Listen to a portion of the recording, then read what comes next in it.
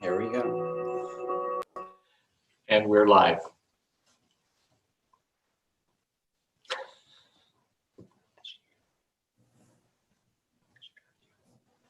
And we're live, Warden Danielson. Okay, good morning, everybody, and welcome. I'd ask that you would take the roll call, please. Councillor Moffat. Present. And Warden Danielson. Present. Councillor Roberts. Present. Councillor Kennedy. Present. Councillor Burton. Present. Councillor Ryle. Present. Councillor DeVolin.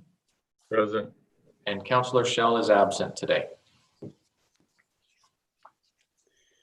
If I could have a mover and a seconder to adopt the agenda. Councillor DeVolin, Councillor Moffat, thank you. Moved by Councillor DeVolin, seconded by Councillor Moffat. Be it resolved that the January 13th, 2021 Haliburton County Committee of the Whole agenda be approved. All in favor? Carried. Is there any disclosure of pecuniary interest or general nature thereof today? Hearing none. We've got a busy day, so we'll get on with the delegations. The first delegation is Mark Cox and Co, I think, from Point in Time to talk about some concerns they have with students' access to IT equipment and broadband service. Good morning, Mark. Good morning. Warden and Council, thanks very much for having us here today. We have with me Michael McKenzie, who's a professor at McGill, COVIDing in Haliburton County, Janice Belfer from Big Brothers Big Sisters, Kawartha Lakes in Haliburton, or I like to say Haliburton and Kawartha Lakes. Megan Close, a student of Haliburton County. We really very much appreciate your time. And how much time do we have? The standard is 15 minutes. If you need to go a little bit over, we can manage that as long as it's not too long. We'll try and keep within the 15 minutes. Thank you very much. As you know from the letter you've received, we're certainly very concerned about the impact of COVID on youth in Haliburton County and children and families with children. We know that COVID's impacting everybody, but today we'd like to speak with you about the impact of COVID on children, youth, and families in our community and how it has amplified the connectivity or internet issue. We know that there's about 150 children and youth in Haliburton County who are currently not able to attend school remotely, but are supposed to right now. And one of the things we're going to do is turn things over to Michael, who's going to share a brief that him and his team, in conjunction with one of the teachers at the high school, have put together. Michael? Thanks, Mark, and thank you to Council for having us. As Mark shared, I'm a professor at McGill University in social work and pediatrics, and I'm born and raised in the county and here in a more seasonal capacity now, and well aware of sort of some of the challenges in connectivity that preceded COVID, but have only been amplified this year. And as broad as these barriers are, one thing we're certainly seeing from some of the feedback from students in the school and the high school in particular is that they're not falling evenly. The existing disparities have really widened for those most in need of connection, both to educational opportunities and to supportive services during COVID. We know from work in Canada and elsewhere in rural areas and even locations more remote than ours, that being connected is critical for the development, health, and well-being of youth, and it presents a real potential equalizing opportunity in the face of challenges to access to opportunity. the internet access opens a lot of doors for young people. And so we're seeing that play out now, I think in a very acute way during the school shutdown. But this is something that was here before 2020 and will be here after 2021, just not perhaps as deep as it's hitting right now. We know that council and members of council are very active in provincial and federal efforts to address the longer term concerns. And so I really want to just focus my remarks on the short term aspects right now. The high school did some survey work with students in December in the lead up to the holiday, knowing that a return to school was unlikely. And they found that just 14% of the young people reported having reliable internet at home. And 10% of those surveyed in December reported not having any devices to access the internet at home. The school board has addressed the device issue for many, but the data access issue remains deeply concerning. 54% of the students reported having less than an unlimited data plan at home, with many reporting in the 5 to 10 to 20 gigabyte range per month. And just to put that in some context, the school uses Google Meet as the streaming technology for virtual school. And Google Meet requires between 0.5 and 1.5 gigabytes per hour of class. So we're talking about significant numbers of kids, even amongst those who do have internet access, where just 6 to 10 hours of class streaming per month would be beyond their family's entire data allotment. And that's not including if there's siblings and adults in the home also needing to connect. Before I turn it back over to Marg, the real themes that emerge from the data with the youth, the most how soon people, we weren't seeing answers of, I can't get on video games or Netflix.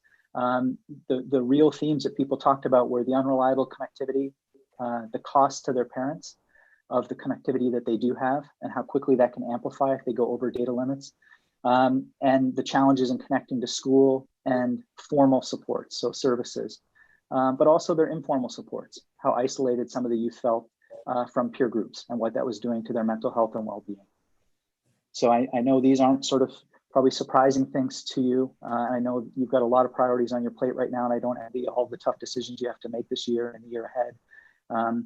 But this is really an impactful factor for our young people. Thank you. Thank you, Michael. I'm going to ask Janice from Big Brothers Big Sisters if she could speak a little bit from her role about the impact on students. Thank you, Mark. Thank you, everybody, for welcoming us today. So one of the roles that I have is that I am the chair of the Special Education Advisory Committee for Trillium Lakelands District School Board. And from that, we get to see a few of the stats and some of the impact that has been happening lately. So one of the big moves that's happened, especially with our high school students, is they've moved to the octomesters. So one course is done over 22 days. So essentially the course that would run normally 4 to 5 months is now squished down into 22 days, 1 day equaling 1 week of school. So if you have a bad internet connection and you have to miss 1 or 2 days, you've now missed a week to 2 weeks of school. If you hit that 1/3 mark, your credit is in danger. If you hit the 2/3 mark of not being able to access the classroom, you've lost your credit. And unfortunately, we have seen this happen with kids in the county already in the first semester. And the other piece is that when we have snow days, the kids are expected to log on. And I think Megan will share some stories about some of her friends that don't have access on snow days. So for them, that's not an option for them. If you are sick and you can't get your COVID test results within a certain amount of time, you are out of school for up to 14 days, which would put your credit at risk as well. So all of these are really impacting our high school students, and at the loss of their credits is one of the things we're seeing. We're also seeing kids in the older age group that were to attend university online or college online this fall and were unable to continue their education past high school. For our littles, it's a big impact on family life and having to do the homeschooling. And I'll give you the example of my granddaughter, who we don't have a reliable internet connection at home. So she has to come to work with me to access school. And I'm privileged in being able to have that. There are lots of families that don't have that access and aren't able to do that. So it's an impact on our little ones. And if you lose the foundation in primary school, of elementary school, of building those skills, then you're behind all the way through. So it's a huge impact on our kids' schooling right now. Thank you very much, Janice. I'm going to leave the best for last, and I'm going to speak for a few minutes and then turn things over to Megan to share certainly the experience of some of her peers that she's been in touch with. Not surprisingly, if we're talking about some emergency relief for 150 students without internet in the county, it's an expensive proposition. What we've decided to do as a committee is reach out to everyone we can to ask for help, to ask what people can contribute. And we're pleased that the United Way has flowed through federal dollars to us of $7,500. We are pleased as a result of CAO Mike Rutter's intervention. The City of Kawartha Lakes is allowing Point in Time to repurpose $14,000 of unspent camp money towards this cause. And we've been working with CHA to mount a campaign that will go out to the various lake associations to ask for their membership's help in helping meet this need. And we're coming to you as well. Everyone else we can. We've been in contact with 2 service clubs. We're very concerned about this as well. Just wanted to give people an idea of the cost for one family for 1 month is about $100. And the cost for 150 families for 1 month is $15,000. And we know that our total cost for 1 year is approximately $180,000. Cost for one family for 1 hour is only 15 cents. So we're really mounting a campaign focused on, are you in for internet in Haliburton County? And you're going to be seeing it and hearing it very soon in the media as well, as we move out to really try and help close this essential gap for youth in our community. Megan, would you like to share some of your perspective and the perspective of your peers? Absolutely. So hi, everyone. My name is Megan Close, and I'm in my last year at high school. I'm representing the student body today and in all of our meetings. I'd like to share my story as well as some stories that I've collected from peers. And I just want to preface everything by saying that I come from privileged. I'm white, I'm Canadian. I know that I'm privileged. And there are just so many people in our community who have less than we do and who can't do as much as we can do with what we have. But that being said, my family faced significant disadvantages because of our internet connection this year. So during the initial shutdown, my family, so me as a high school student, my sister as a university student, and my 2 parents as teachers, we did a lot of meetings and classes from our car parked in the high school parking lot, which was the only place where we could get sufficient internet connection. So there were days when my mom would be teaching a class from the front seat. I would be taking a class in the back seat, and my sister was at home stressing and wondering if her university would allow her to write an exam from the backseat of a car. I spoke with several of my peers who experienced similar tribulations. One student said that he too spent a lot of time parked outside the school or other places that had internet, and that his family had to invest a lot of money in order to get sufficient internet to run online schooling. Another friend spoke on her university-aged brother's behalf, saying that during an exam, his internet cut off and he only submitted half the exam because he lost all the other work that he had did. So she said that from that point on exam days, no one else in the house was allowed to use the internet. Earlier in the school year, we did have a snow day, which means that all of our classes are moved to a Google Meet format. My one friend who was in my class, unfortunately, her internet doesn't work when it snows. So she could not attend any of those classes. And she's one of 4 siblings. So all of them trying to run synchronous classes doesn't work. And lastly, I'd like to speak on behalf of Finn Tentries, who's another student representative. He was unable to make it today. So he actually graduated last year, but he returned for a 5th year because he was unable to do any work during the shutdown.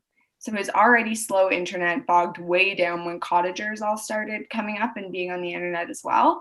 And he says that his only chance to use the internet was around 1 a.m. or after 1 a.m. when everyone else was sleeping. His mother, who does web design for a living, was really unable to do her work, but she has to, it's their livelihood. So they've struggled a lot with that because their internet is so slow when people are using it that they have trouble loading a simple Google page. So I think this kind of amplifies what our need is. So yeah, Finn Tentries had to come back to high school because A, he wasn't able to do the learning that he had to do. And B, he knew that there was just no chance he would be able to run university classes from online. So these stories are only a small portion of the 150 families that we've identified who require internet aid.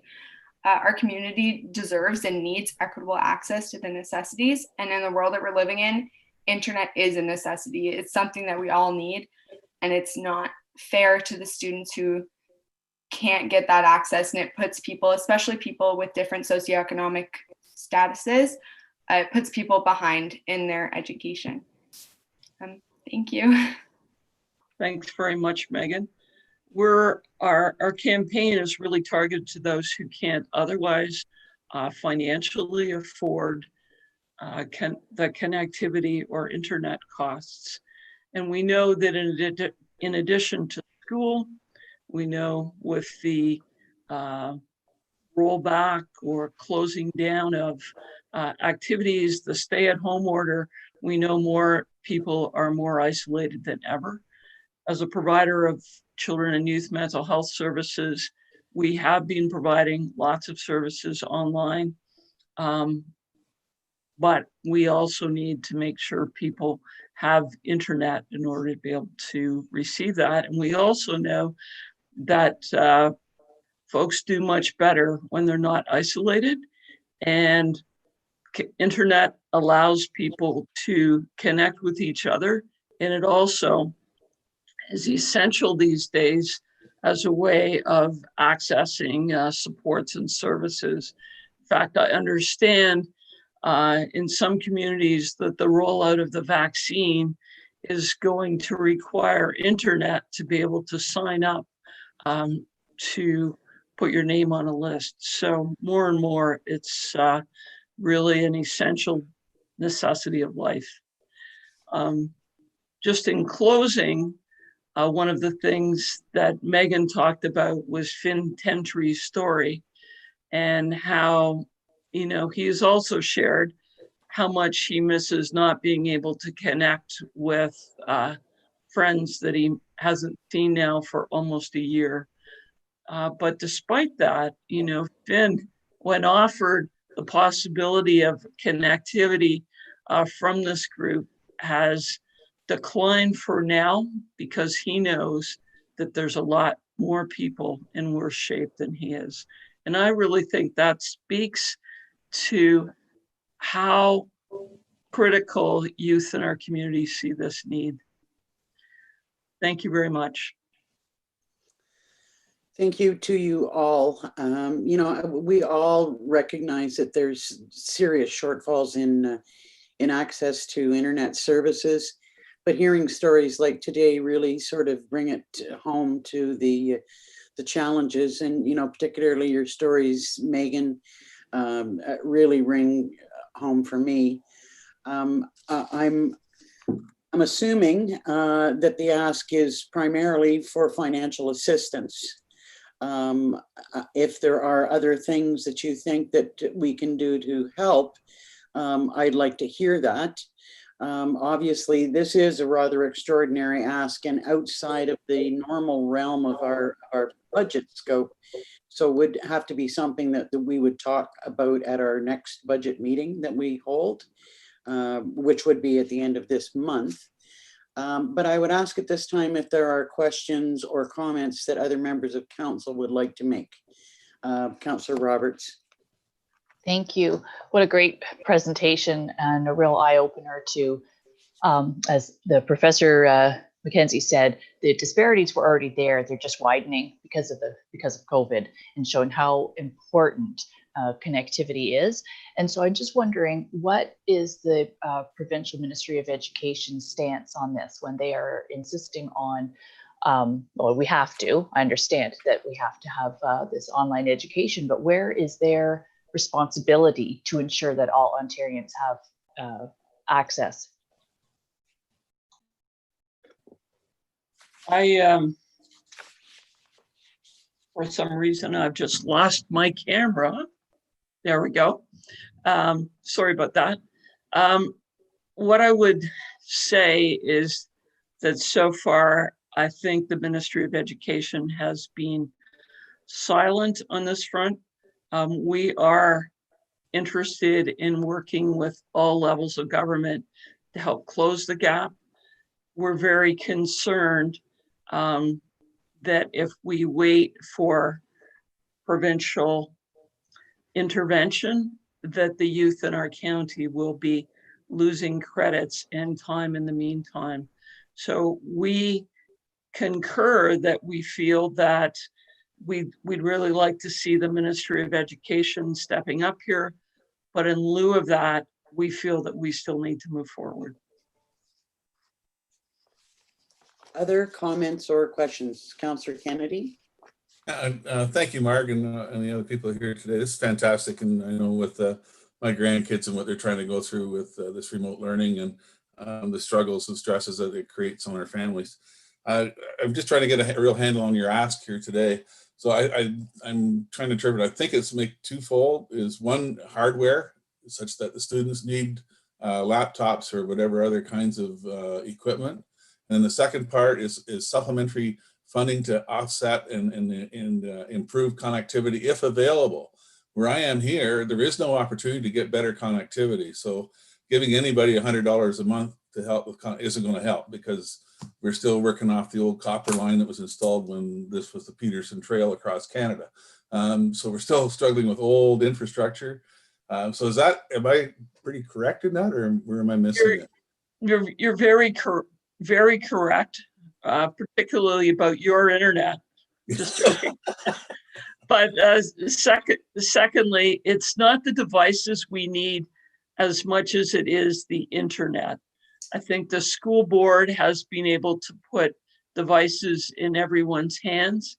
In some instances, and in fact, most instances, if we're looking at cell service, for example, for data, it's cheaper right now for us to get somebody a phone that they can hotspot off than it is to get a stick or a router. Yeah, I totally concur. I'm doing Zoom meetings all day today with County Council, and my wife has Zoom meetings and she's using her phone because two of us can't do Zoom at the same time. So, okay, that makes a lot more sense. Thank you. Or if we can get cell service for them, then that's it. But even that's a problem, as Councillor Burton will speak to.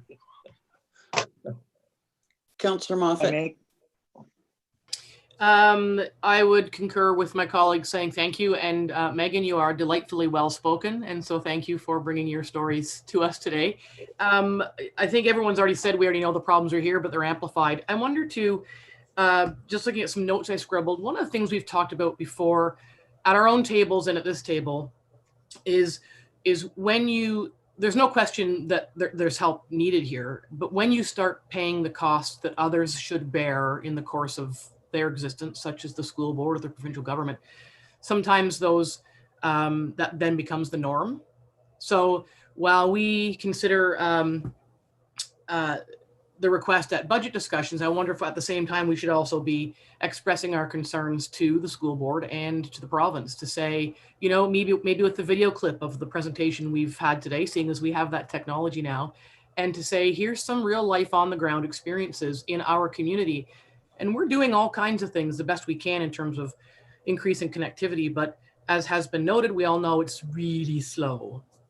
That's not going to help kids prosper and flourish in a small community. So I think I'd like to suggest that we also, you know, put pen to paper. That's what our voice is for, is to let the higher ups know that this is our experience in our community. And even if they can't do anything about it, at least they would know that there's good work being done. We've got some very serious problems.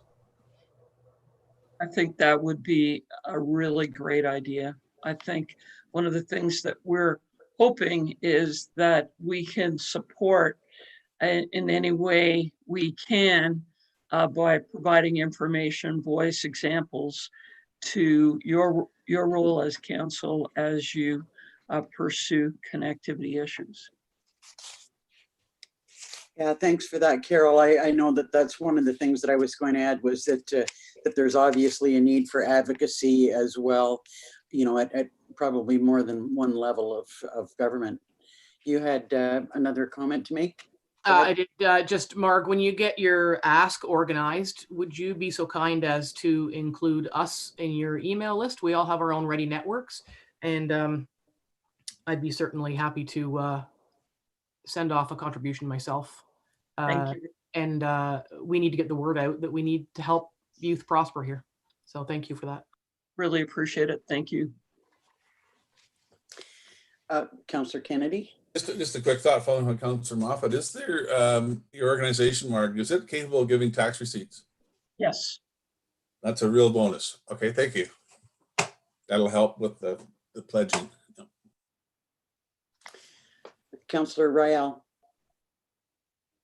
Again, I can't help but echo the awesome presentation that you guys have made. And I think you've added an extreme amount of clarity to the problems that we got. One of the challenges that I'm trying to find out how we could handle is, we know we have a challenge in bringing the internet to the people. I mean, that's the challenge. The option might be to bring the people to the internet. The bad news is we've got a total shutdown till at least February the 10th. I'm wondering if there's any way, shape, or form that either groups or us or anybody could make accessibility to the internet at places that would be more safe to happen. Not as a solution, but obviously as a way to help, because it's going to be very difficult to get the internet to the people. As everyone has said, we just don't have the capacity at this point in time, and it'll be a while before we get it. No, we can't take people to the Wilberforce Library to use the hotspot because it crashes when too many people are there, right? So it's one of the questions that we've tried to figure out early on as well, is what would the capacity be of, particularly in Highlands East, some of the infrastructure that's there. And, you know, in Cardiff, for example, one of the things that as I understand it, the school board has had some reluctance to make Wi-Fi available to the community because they have been concerned about the safety ramifications of people congregating. So, and that's due to COVID. So it's a tricky balance in terms of bringing people. Minden Hills were able to set up 2 additional hotspots, one at Lachlan Community Center and one in Irondale, to help people have more alternatives. But I also don't know if there's more ability to do that. I understand from speaking with your director of IT, Mike March, who's been really helpful, is that, you know, we need to have buildings that have internet that aren't going to be blocking an ambulance bay, et cetera, in order to be able to have a hotspot. And additional hotspots would be something else that we could consider in our deliberations. I'm not sure what the cost of creating one of those is, but that's something that we can consider. Professor McKenzie, did you have a comment that you wanted to make?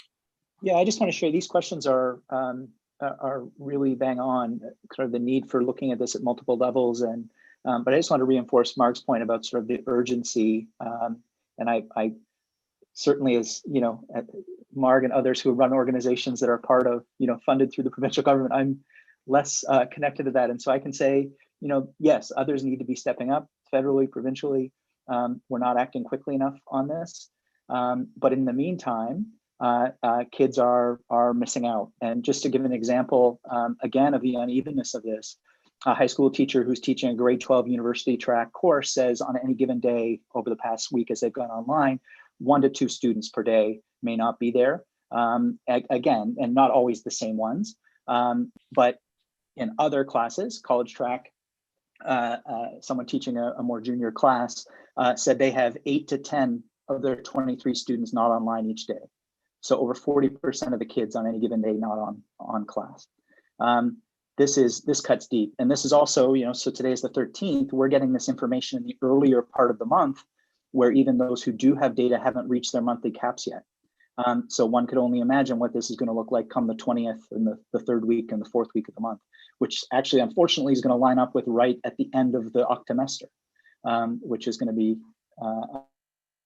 tough. Really appreciate it again so quickly to think about this in a multi-pronged way. And I think Councillor Kennedy's also bang on that any one solution won't work for everybody. A cell phone's not going to work for people who don't have a tower nearby.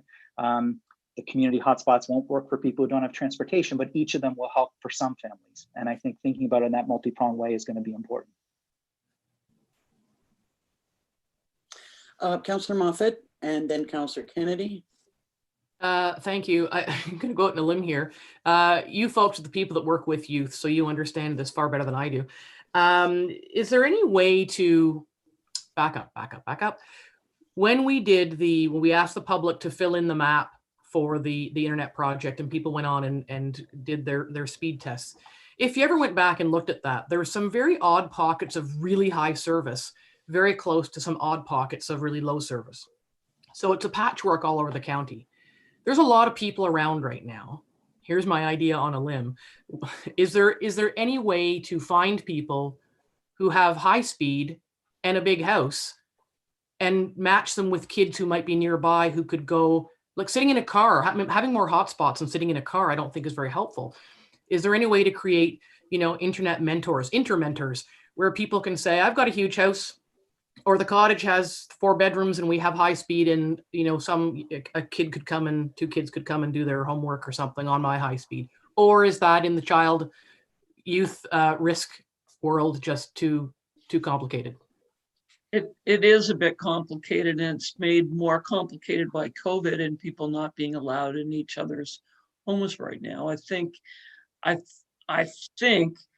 you know, ideally in a perfect world, it would be something that we would be able to put out there, but because of the risk factor and people needing to be screened, et cetera, always have to worry about the vulnerability factor as well. Just trying to think. Yeah, I appreciate it. Get some kids some access sooner than later. Councillor Kennedy. Yeah, just a question, Mark. Have you developed yet a mechanism to identify the need and then qualify the people who are needing this? So, you know, if I come to you, I have cell phone access, but I need some help there, or I don't have cell phone, but I can buy more. Have you got a mechanism sort of to guide people through the process? And secondly, is this primarily high school data we're dealing with today? This is data right across the Okay. age span. And one of the things that we know is that the younger the kids are, actually, the more gigabytes they eat up, because the high schoolers get more breaks, lunch times, etc. But the younger kids are, in fact, on Google Meet a lot more. And what was the other part of your question? Sorry. Just the mechanism on how do you identify what each family needs? Have you got a process in place? We're working on it one step at a time. It's difficult when people don't have phone service and people don't have connectivity. But working closely with the school board, we are working on analyzing people's needs one person at a time. Awesome. Councillor DeVolen? Yeah, and it may seem weird that I'm in the middle of the connectivity, not only in our region, beyond, and why I haven't asked much. I had the good fortune in the month of December before Christmas with the warden and Marg and your team to talk about many of those things, and certainly in Minden Hills, those hotspots. But yeah, to stretch our thinking outside of the box, as many of my colleagues have already said, that gives us pause again. The fact that you've refined the numbers and the cost, whatever, since we talked in December, that's good information, so that whether it's through our efforts or those in our community, to know the scale of the give and what will be required, and to, with the holidays and everything, put it in a shape and a form that you're able to come here today, so that ourselves collectively as councils and members of the public, that we can do some things to help you along the way, financially and technically, if that's at all possible. So thank you all very much for being here today. I really appreciate it. We really appreciate the opportunity to be here, your good questions, your out of the box thinking, your willingness to consider advocacy and take it to your budget committee. I think we can definitely all concur that advocacy and bringing this message to upper levels of government is something that we can start working on right now. Obviously, we need to have some time to put our heads together about a financial ask that we're receiving. Hopefully, we can come to a conclusion about what we can do to help before we actually have to go to the point of actually adopting our budget, because that's, that could be in March, and that's too big a gap for us. So I would hope that we could have a discussion maybe at our council meeting at the end of the month and come to some agreement on where we would go with this. Councillor Roberts? Yeah, I've been thinking that all along. Is there any way that, because it wasn't a specific ask in our agenda package, I don't want to start throwing numbers around or where that money would come from, but we have reserves, we have money. I mean, we could make a decision right now, actually, and not impact the budget. But because it wasn't an actual dollar, so I read all the material in advance, but I didn't really know what was expected today. But that's a possibility. So perhaps later at the end of the meeting, or if there's time that we could actually make a decision today, why not? I'm wondering if the Safe Restart funding that we have would qualify for something like this. I know it's a little outside of the norm for municipal operations, but your thoughts on that, Mr. CAO? I do believe it would qualify. Okay. Councillor Moffat and Roberts and Kennedy, and I think we need to wrap this part of the discussion up. Or modernization. Do we have any modernization money left? Modernization, we're running out of.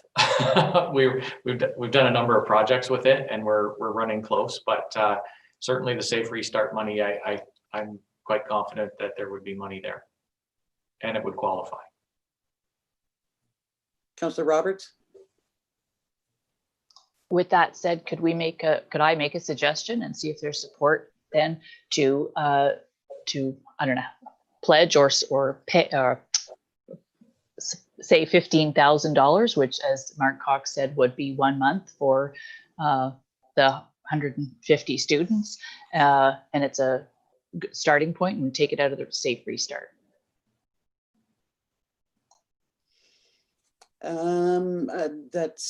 I see your desire to want to make a commitment right away. And obviously there is some urgency here.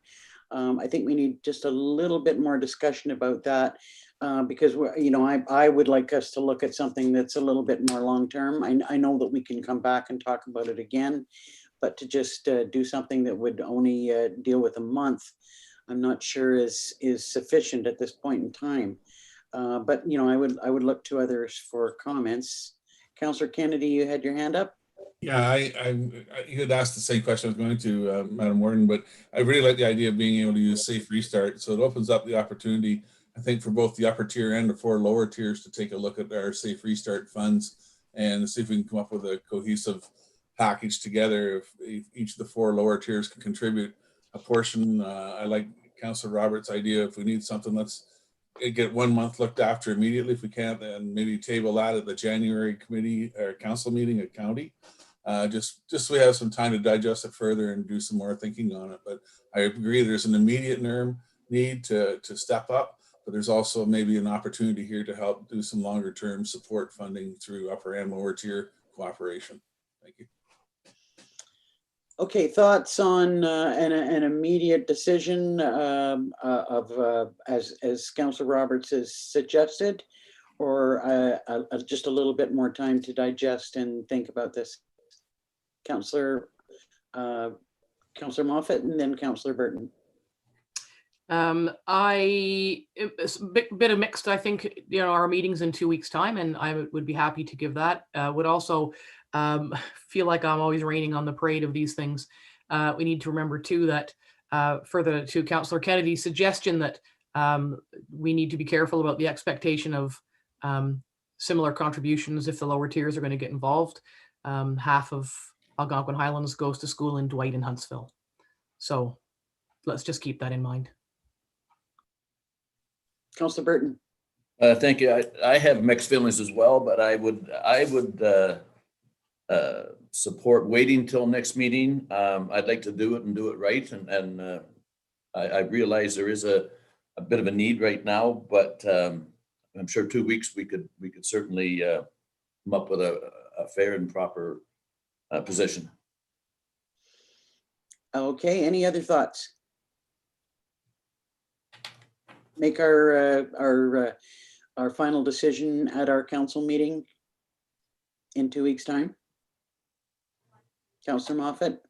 And certainly hearing what's on the screen there is a suggestion of a lump sum, and you had suggested that maybe doing something differently that's more long term. Well, we would need to see what those options are, what that would look like, what the impact is, where it would come from, different dollar values.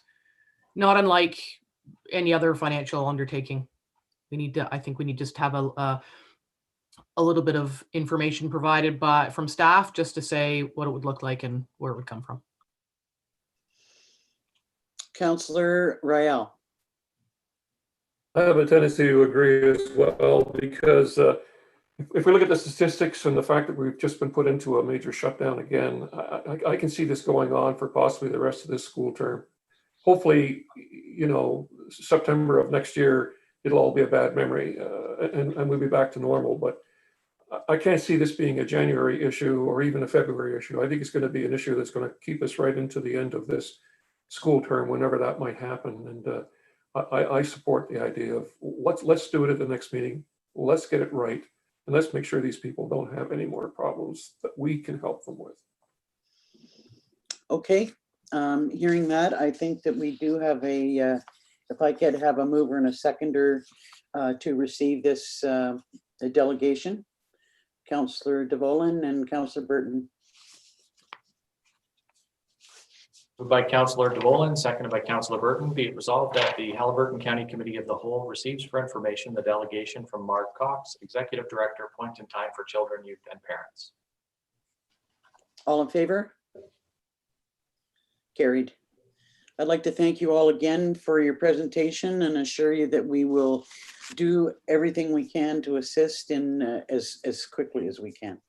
I think you might hear from our CAO about any additional information that we might need, so we can, have fulsome information about finances and where they might come from at our next meeting. So Really, really appreciate all of your help. Thank you. Thank You you. all. Okay, our next delegation is Hope Lee, who's here to talk about the rent subsidy program and affordable housing targets.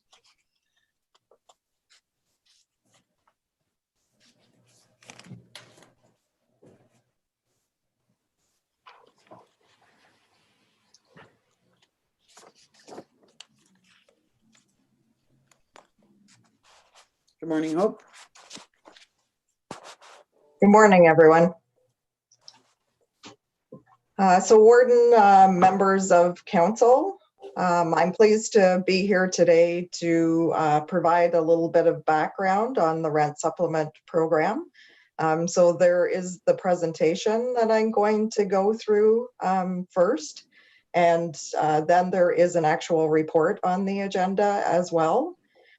So the focus of this is really to provide some information following a discussion that happened at a council meeting a while ago, I guess. So just around background of the rent supplement program. So rent supplement has really been in place for many, many years. It was being delivered through the provincial government before the transfer of housing happened to municipalities.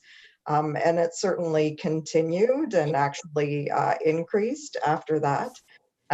It really helps to add units to and stock available to tenants without that capital outlay that may have to happen sometimes.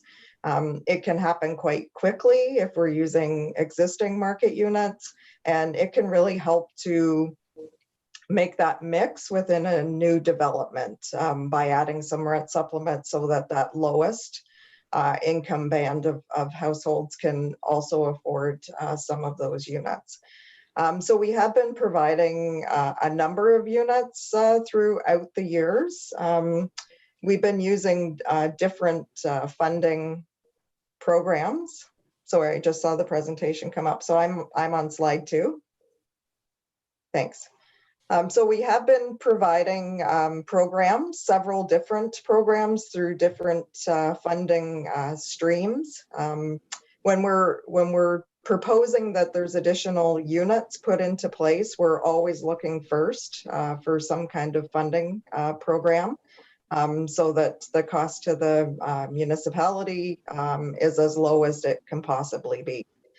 The agreement between the city and county talk about how we share cost. So the rent supplement has been in that agreement for quite some time as well. So the way the cost share agreement works is that it says that 100% of whatever the net cost of the rent supplement is belongs to the municipality where the units actually lie. Really, we started a concentrated effort to expand rent supplement in the county. When I say expand, up until 2013, there were actually no rent supplement units within the county. So those first units in the county happened in 2013, and they were part of that first development that happened in the village of Haliburton on the Whispering Pine site. So again, that was an introduction of rent supplement so that that lowest band of households were able to afford some of those units. And then the last point on this slide that I'll point out is it's actually been approved by both the county and the city of Kawartha Lakes as a significant way to achieve those new affordable housing targets that were approved later last year. So next slide, thanks. So really just in a nutshell, although there's different programs and different funding pots, really the focus of this is that there's a subsidy provided to the tenant. So we sign an agreement with the landlord for a specific number of units in their building or buildings. That agreement is based on what the market rent is for that unit, also considering what the average market rents are for our community. So for example, we wouldn't approve something that was far above the level of our average market rent. Then this program, all these programs are directly connected to our community housing waiting lists, which has a number of households waiting there. So units are on that waiting list so that when there's a vacancy within one of the landlord's buildings, they come to us. They're provided with names off of that list. They make a selection, and then we enter into an agreement with the tenant, and we do the rent calculation portion according to the Housing Services Act. And then the tenant pays that portion to the landlord. And then on a monthly basis, we pay the gap to the landlord themselves between what the tenant's paying and what we've agreed upon for that local average market rent. So there is an agreement with the tenant with us for the rent subsidy piece, and there's an agreement, a standard tenancy agreement between the landlord and tenant. Next slide. So this is just an overview. I started at 2013 because really that was the first introduction of rent supplement units into the county. But like I say, certainly well back past years, there's been units in Kawartha Lakes and across the province as well. So you can see in both the city and county, they've been increasing. Talking about the county specifically, all of the units that you see there are within either places for people units or new developments that KLH has been creating over the years. So there, if you go to the next slide for me. So this is an overall picture of the rent supplement program in both the city and county. Your report has this table broken down also by just the city and county. But you can see that we're always trying to identify provincial funding as we can. If we look at the county of Haliburton specifically, so for 2020, there's a contribution from the county of $51,402. So some of those units are identified directly. They were those first 10 units that were put into Whispering Pines back in 2013. They're specifically identified, and the actual amount is communicated on a quarterly basis through the JACS financial statements.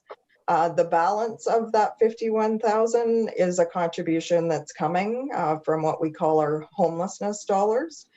So on an annual basis, there's a contribution to that homelessness budget from the city and county on top of what the province provides through our homelessness funding, which is that what we call CHIPI, the Community Housing Prevention Initiative. So the balance of that is identified through that funding. So I'm going to stop there, and I can answer any questions either on the presentation or the report itself. Are there any questions on the rent subsidy program? Councillor Kennedy? Just a clarification, Hope. I see fluctuations in the support that the province gives each year. How is that based on cost of living? I'm not just clear on why it isn't more of a static line or an increasing support level. Yeah, so a few things. There's different programs. So some of the programs, specifically the funding that came at the time of transfer, which is called the federal funding, is declining funding. And then as we're trying to introduce new units and look for new funding, so your report has a list of the different funding pots that we're actually looking at. So in some cases, we're able to add additional units and get a portion of that funding. So in one way, some of the funding's decreasing, and in some ways we're finding additional funding to make that work. Most of the funding is more, once it's put into place, is more static. What I mean by that is that it doesn't change year over year. That provincial funding, other than that federal funding that decreases. So that's why you can see that on the municipal side, as well as adding units, there's also an increased cost as the landlords either take their annual rent increases or as the subsidies fluctuate for the tenants, because the rent geared to income program fluctuates considerably because every time there's an income or household change, there can be a recalculation done for that tenant. Thank you. You're welcome. Councillor Roberts. Thank you. Yeah, this is a great little snapshot of this housing and how far we've come from 2013 to 2020. It's really amazing. One thing that's not sort of pointed out here is I know the local municipalities also contribution in terms of being able to construct the properties, for instance, Whispering Pines with land and waiving of building permit fees. Those are not shown in terms of in the slide deck of dollars.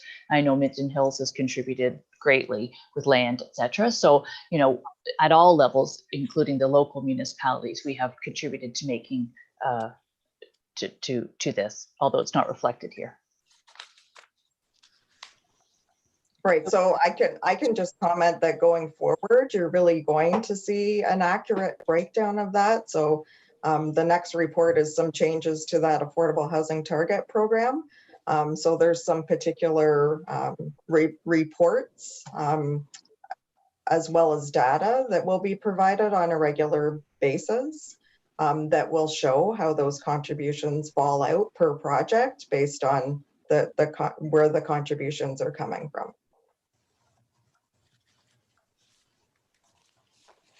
Councillor Rayl. Hope, I'm looking at the chart and I'm seeing the numbers, and those are basically the contribution numbers, and I don't have a problem with any of that. Having said that, Haliburton County is significantly smaller than Kawartha Lakes. And so when you look at the differential in terms of supply and demand, in the amount of money that we're contributing at this point in time, which is significantly less than Kawartha Lakes, how is it compared to the demand that we have within our county? And are we matching up or even remotely close to the proportion that's being supplemented by Kawartha Lakes to their burden? So I would say there has been a conscious effort to make sure that as units become available in both Kawartha Lakes and the county, there's been an analysis of that, and where those units can be taken on, they have been. I think more particular where you're going to see probably those allocations line up best is through the affordable housing target program. So on the last page of that report, I just reminded council of those targets, and that there is a significant portion of those targets that will be taken up through some kind of subsidy program. So hopefully that answered your question. Yeah, the only reason I asked that is because we're significantly smaller, the amount that we contribute is going to be significantly smaller as well. We are smaller. So to look at the numbers, it would look like we're not holding our own weight based on statistics on those numbers. But if we're doing it proportionately, that's the part that I'm interested in, is making sure that we are holding our own within the demand that's being placed on us and what we're capable of being supportive of. So that's something that's important, at least to me. Right, so I'd say that based on the local needs, you're never like, it's very data driven and very local needs driven, and driven by what's actually out there for stock and what can be developed financially. So we really don't look at it as so much as your proportion of contribution. It's how are the needs being met. Any other questions? Councillor DeVolen. Just a comment that having been involved with the Housing Corporation and Jack, the other complexity talking about equity, and I think on both sides of the border in the county and in the city of Kawartha Lakes, there's been great strides to have equity, but we have far more unserviced area, apart even from population, and the ability to get any program to work, which we have not given up on, right, Hope, is to encourage that we can have projects in unserviced areas, and specifically Highlands East and Algonquin Highlands, is to try to figure out a way that we can encourage the government to support some projects there, so that I think that if we're successful in that and they come on stream, then the more of the statistical equity that doesn't seem to be here, I think will come. And maybe I'm the eternal optimist, but that's the goal. And I think we're making some headway in that regard. Yeah, and if I can just respond to that, that's a very good point. I know there's been comments about the two municipalities that are very rural and don't have servicing. So this is a program that can work in those communities, and we do have working in those communities through those places for people projects, for example. So rent supplement, and I'd say secondary suites is a really good way to develop some of these units. I know it's a smaller scale than looking at a large development, but every unit helps. Any other comments or questions about the rent subsidy program? You could have a mover and a seconder to accept that report. Councillor Roberts, Councillor Burton. Thank you. Moved by Councillor Roberts, seconded by Councillor Burton. Be it resolved that the January 13th, 2021 rent subsidy program report be received as information by Haliburton County Committee of the Whole. All in favor? Carried. Okay, move on to affordable housing targets. So I'll just give a short overview of why these recommendations are here for you to consider today. So when we first developed the Affordable Housing Target Program, we established it as an annual program. As we started working through that first annual process, we've found that there are situations that arise that an annual program could actually jeopardize us achieving some of those targets through proponents that want to participate with us. So for example, we saw proponents coming forward that maybe weren't quite ready to be recommended through the program, but would be ready, and we'd potentially lose them if we waited till the next annual intake. We had proponents that came forward after the intake had closed that had projects that were ready to go, and especially because of the pandemic, we've saw some additional funding opportunities come forward, and we needed some way to incorporate those into this program too, because specifically some of those funding programs look for the different municipal contributions that are coming. So really the changes that you see to the different pieces of this report, so your policy terms of reference and then the guiding document around the implementation, are changing it now from an annual process to a quarterly process. So what will happen is what we now call the expression of interest will be available and open to individuals on an ongoing basis. And then on a quarterly basis, the Affordable Housing Coordinator will look at any of those expressions of interest and start working on them for full applications for a quarterly intake. What we're also doing, part of the program included in-person information sessions. So we're going to do some recordings of information sessions as well and have them available on websites so that proponents can be reviewing or viewing that information on a regular basis as well. So we wanted to get these changes to you now so that we can implement that. We're hoping to implement this as of February 1st. And you're actually going to see the first group of recommendations through that first annual intake, I believe at your council meeting that's happening later this month. Thanks. Questions or comments? Okay, I'm hearing none. If I could have a mover and a seconder to accept the report.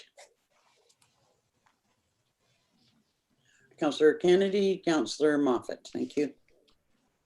Moved by Councillor Kennedy, seconded by Councillor Moffat. Be it resolved that Haliburton County Committee of the Whole received the January 13th, 2021 Affordable Housing Targets Program Amendments Staff Report, and that it be recommended to Haliburton County Council that the Affordable Housing Targets Program Implementation Amendments be approved, and that it be recommended to Haliburton County Council that the Affordable Housing Incentives Policy PL-01 be adopted as amended. And finally, that it be recommended to Haliburton County Council that the Affordable Housing Targets Program Steering Committee terms of reference be amended as outlined in the staff report. All in favor? Carried. Thanks very much, Hope. Thank you. Have a good day. And you. Okay, the next item on the agenda is adoption of the minutes from our previous Committee of the Whole meeting. If I could have a mover and a seconder to adopt those, Councillor Burton and Councillor DeVolen. Moved by Councillor Burton, seconded by Councillor DeVolen. Be it resolved that the minutes from the December 9th, 2020 meeting of the Haliburton County Committee of the Whole be adopted as circulated. All in favor? Carried. Nothing under correspondence. So the next item is the tourism January report.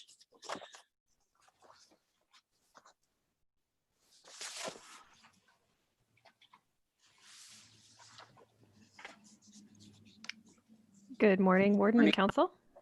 Good morning. There are 3 items specifically that I wanted to speak to today. Starting with the 2021 Explore My Haliburton Highlands publication. It did come in and it looks lovely. I'm sure you can't really see it on your screen there, but it's one of our best looking guides. We're very proud of it. While we do have all of the copies in our office at the moment, local mass distribution will not begin, of course, until after the provincial lockdown. And provincial distribution timing is to be determined at this point. I did want to take a little bit of time to do a 2020 marketing summary. And I know that you've seen this report, but I just want to touch on some of the items in here as tourism's so important to the region. So despite the provincial regulations and recommendations surrounding the pandemic, the tourism department's marketing efforts did continue, albeit with a modified approach approved by council on May 27th, 2020. So with that repositioned marketing plan, as you know, we focused on a target audience shift with a local focus. We pivoted away from national and international travelers. We also moved away from the promotion of our 3 pillars of tourism and focused on the physical space available in the Haliburton Highlands and leveraging our accommodations at the time. Where possible, we promoted safe and/or online experiences, and as well as restaurant options, specifically takeout. As the provincial restrictions tightened again at the end of December, we shifted once again to a hyper-local focus, launching with our Instagram contest called Safely Distanced, Totally Connected. We saw some real success with those hashtags, so we do continue to leverage those throughout our current campaigns. And hyper-local marketing continues to be our focus for January and likely into February 2021. I can't stress enough that hyper-local focus is to remind those living in the county, underscored, bolded, living in the county, about some of what's available locally. So takeout, online activities, safe outdoor recreation and exercise. We'll continue to reevaluate this as the pandemic situation evolves. So we've pivoted, 3 or 4 times over the past several months, and pretty proud of some of the results that we were able to still have. Throughout the back half of 2020, as you know, with the marketing plan, we were able to execute a number of initiatives. We focused primarily on digital marketing efforts as directed by council. We enhanced our Dinner on the Dock program and highlighting takeout options. We launched a hyperlocal focused winter campaign. We launched a holiday gift guide and online shopping program, which linked to Shop Close By to promote that buy close by, buy local, support your local stores as much as we could. All of our influencer and fam tours did take place safely where possible in Q4. As you know, we reevaluated the Hike Haliburton Festival for 2020 and it was unfortunately canceled. We did conduct a number of our tourism workshops via Zoom. We were able to complete all of those for our tourism partners and stakeholders. We also hosted several one-on-one learning sessions with tourism partners via Zoom. So one-on-one with local businesses, helping them to enhance their social media when they did have a little bit of a break and some breathing room due to the pandemic. We engaged in some larger partner programs. We did the Great Taste of Ontario program with the Culinary Tourism Alliance. We did a love letter social campaign with Ontario's Highlands. As you know, we hosted the visioning workshop for our destination management plan in October, and we completed work on the destination management plan and presented it to council where it was adopted in December. I did just want to take a moment to speak to some of our 2020 metrics. We were still quite successful with reaching our audience, even with our hyperlocal and local approaches. We had a 27% increase in total exposure over 2019 with a reach of over 14 million.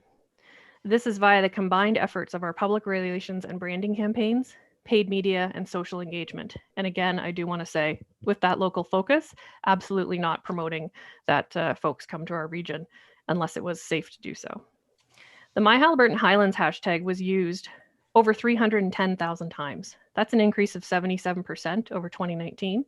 And what's great about that number is that's not how many times the tourism department used it or how many times it was seen in promotions. That's how many times people within the region use that hashtag.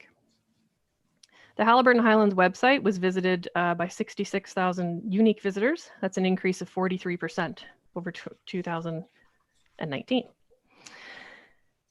Average social media growth, there was an increase of 17% across our key channels.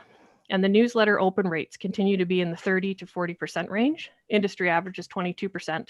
A lot of this had to do with folks wanting to know what was available locally in terms of takeout and local activities that they could do safely. Are there any questions at this point about our marketing plan in 2020 and some of our plans for early this year? Questions or comments at this point? Okay, carry on with the destination management portion of your report. Okay, thank you for your patience. This is the last piece of my report.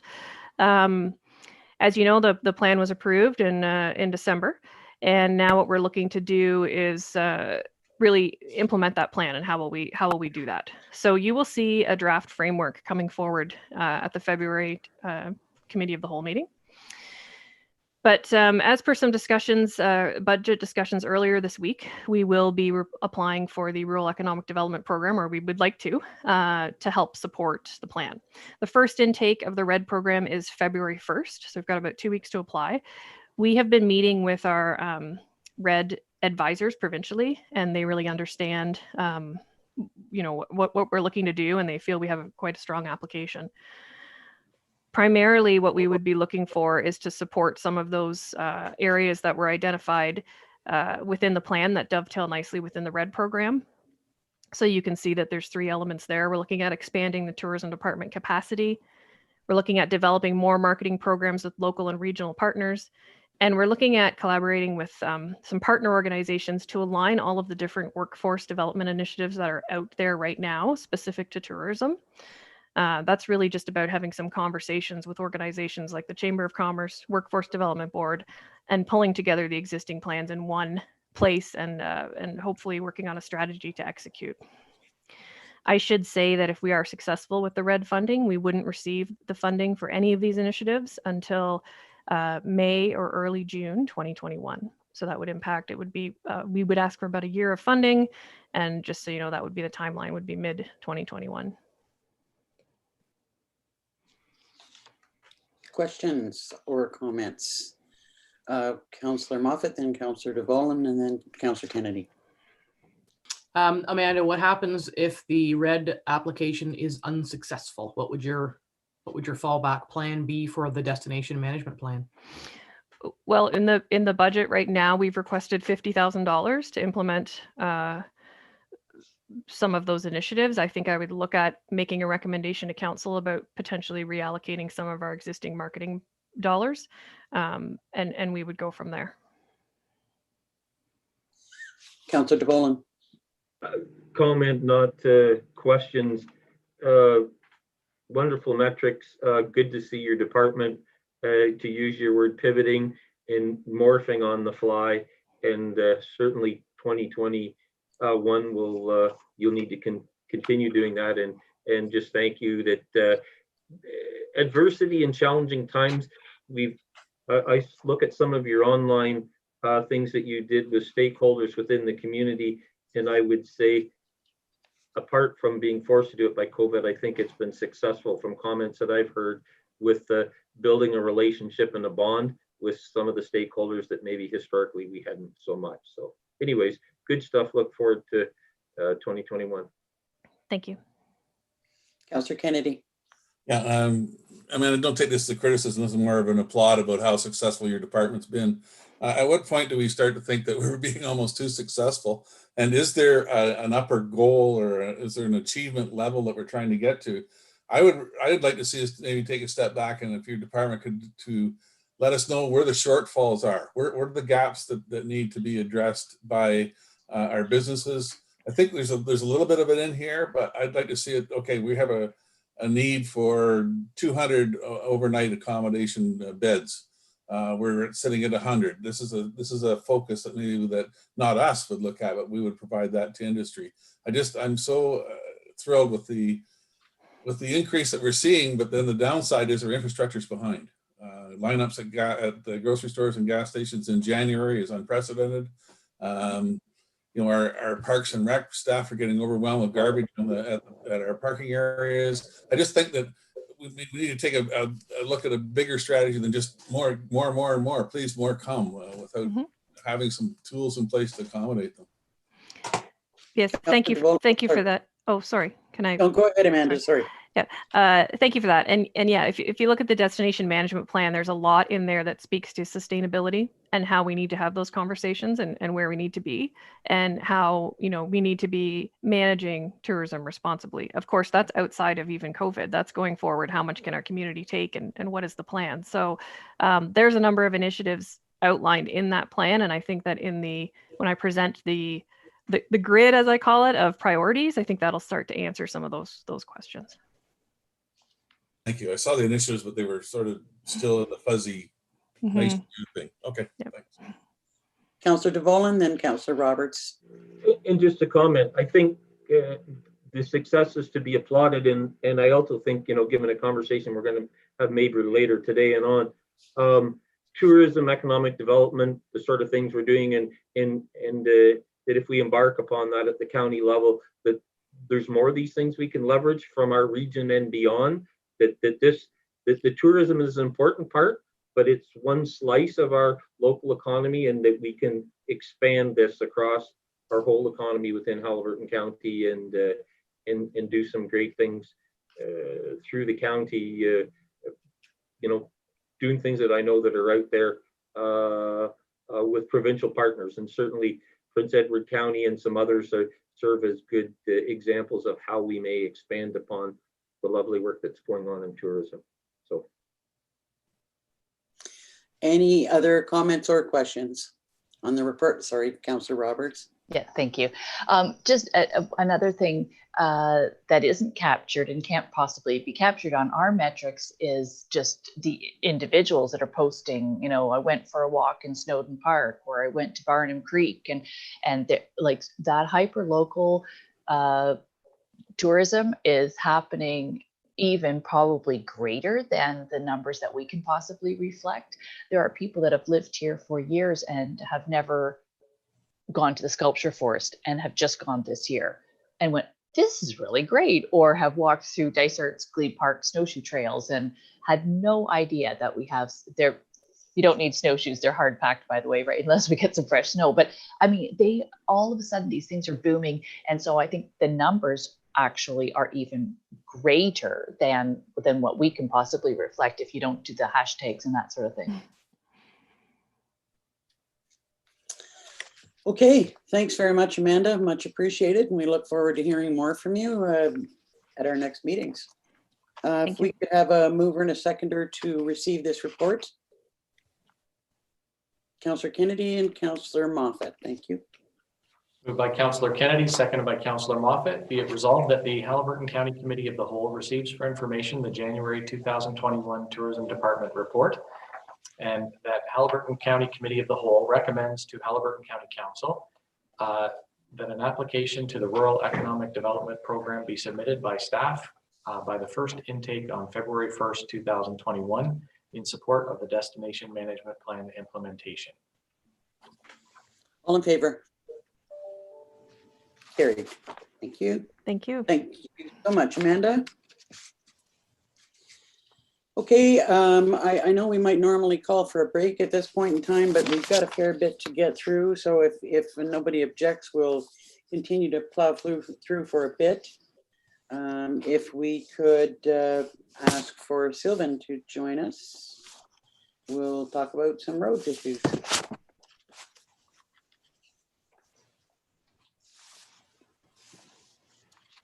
Good morning.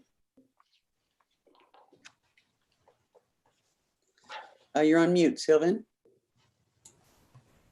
Good morning, Madam Warden and councillors. Did you just want to go ahead with your first report, Sil, on the tandem? Yeah, sure. I have two specific reports, and as well as the general status report for the department.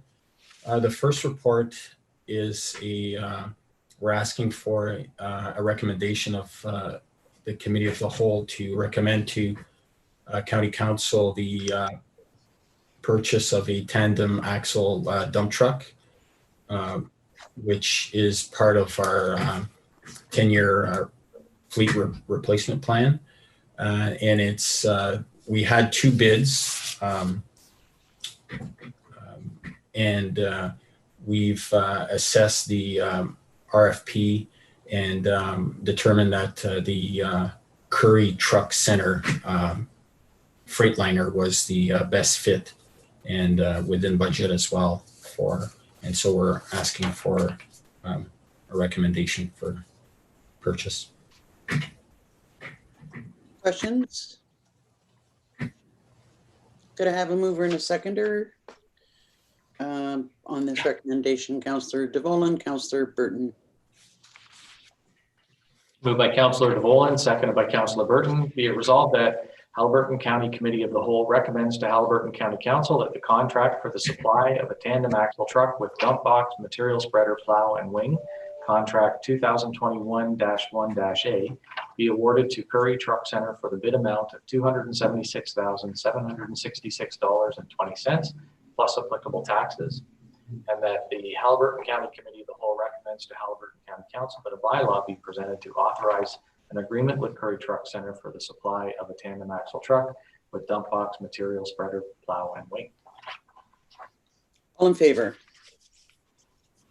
Carried. Thank you. Next is single sourcing engineering for the Fishtail Culvert. Yes, we're asking for a recommendation to move ahead with a key structure that we have concerns over to award single sourcing to Keystone Bridge Management Corp. This, as you know, Keystone presented the biannual bridge inspection report, and this culvert, the Fishtail Culvert, was a priority of concern for replacement. And we have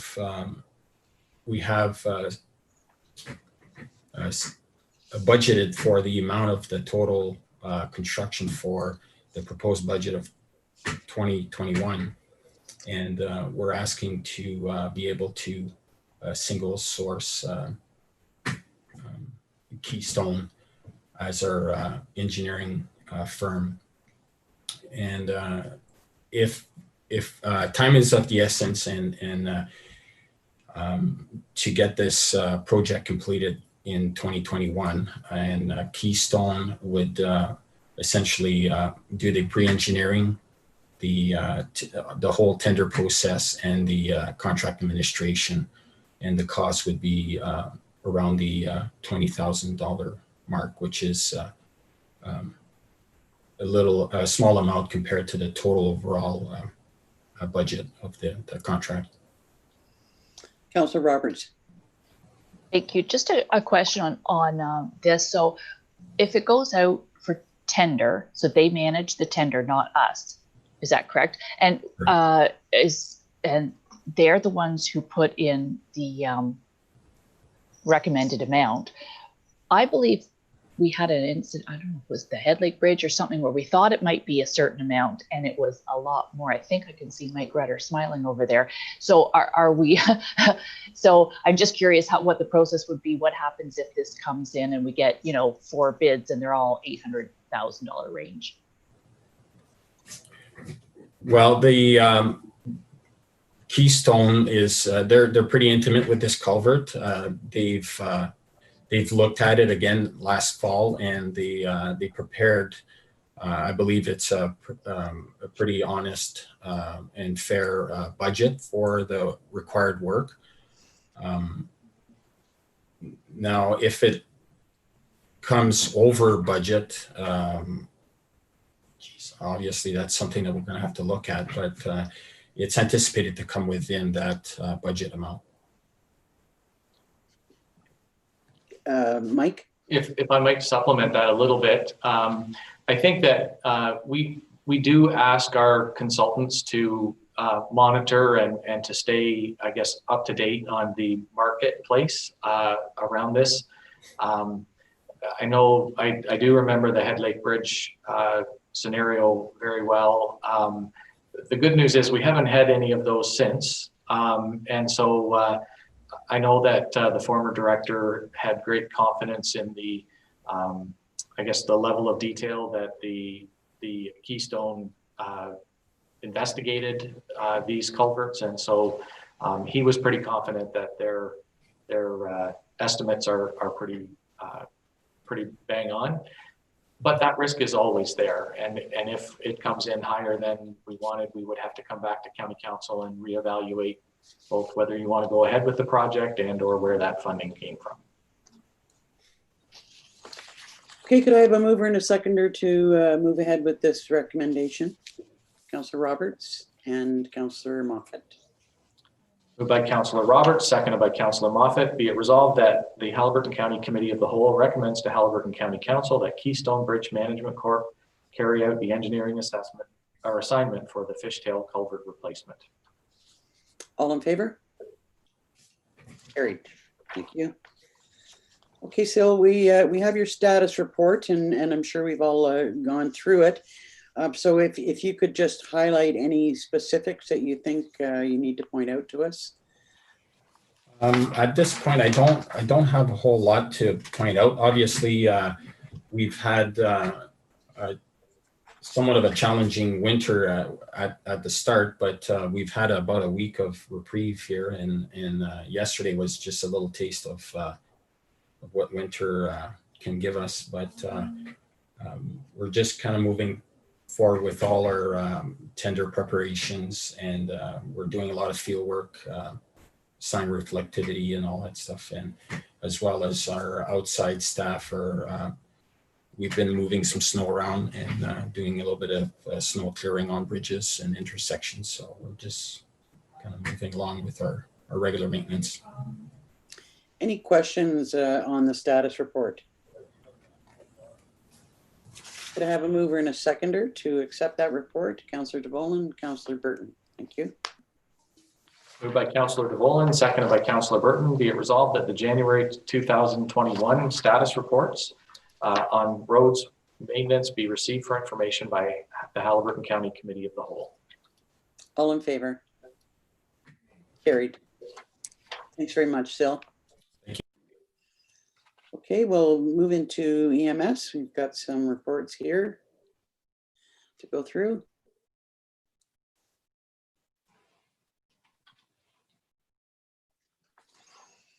Welcome, Chief Waite. Good morning, Warden and the members of council.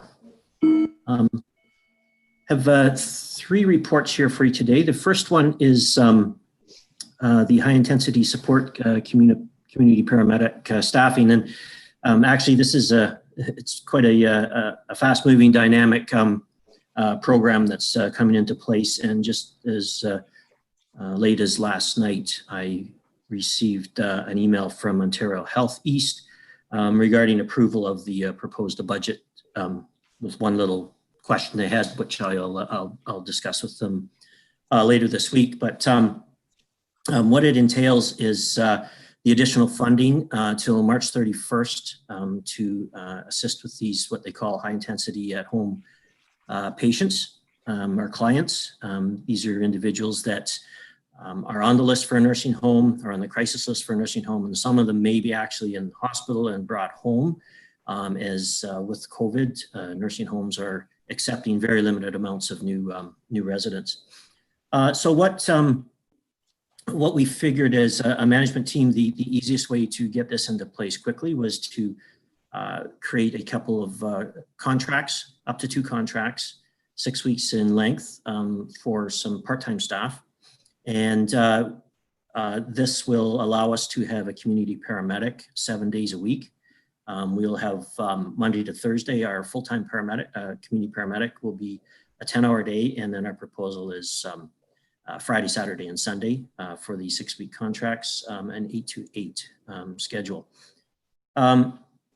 So with, depending on when they go into place, we have our letter of understanding finalized with our union.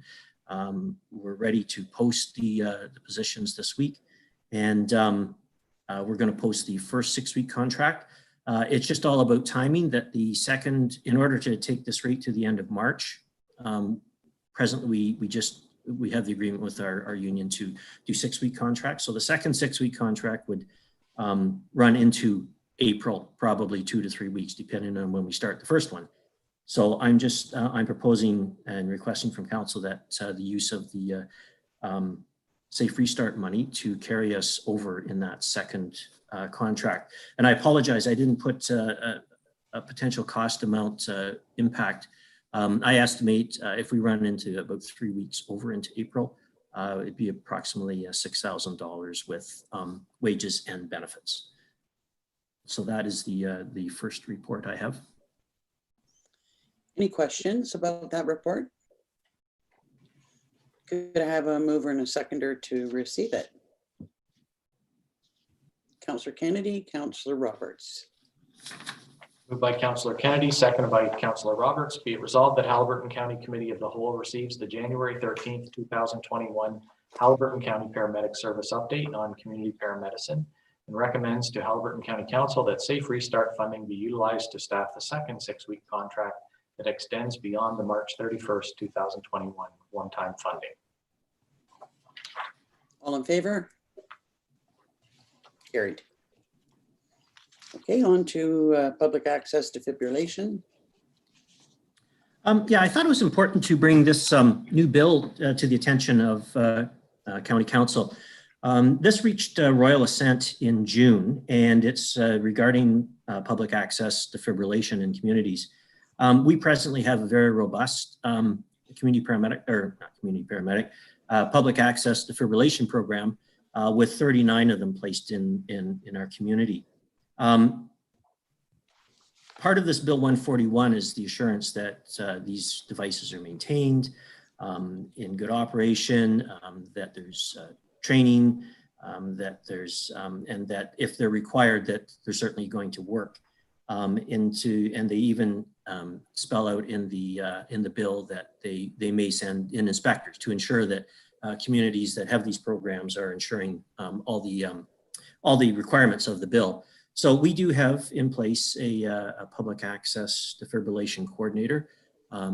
He inspects our units, he makes sure we maintain the units. And this year we replaced 8 of the units that were quite old. And that's, we've also budgeted again this year for an additional $10,000 again to continue the replacement and make sure that all the devices in the community are in good operating condition. So I just thought it's important that we bring that to your attention, that these requirements are there and that this bill is now in place. That is a requirement of us maintaining this, our public access defibrillation program. Councillor Roberts. Thank you. I just had a question about defibrillators, and if somebody, there are some in private locations, not just the public ones like in our arenas and community centers and that kind of thing.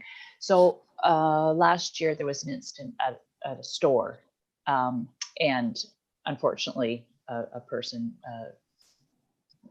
it was felt that perhaps if there had been a defibrillator on site, that person might have been saved.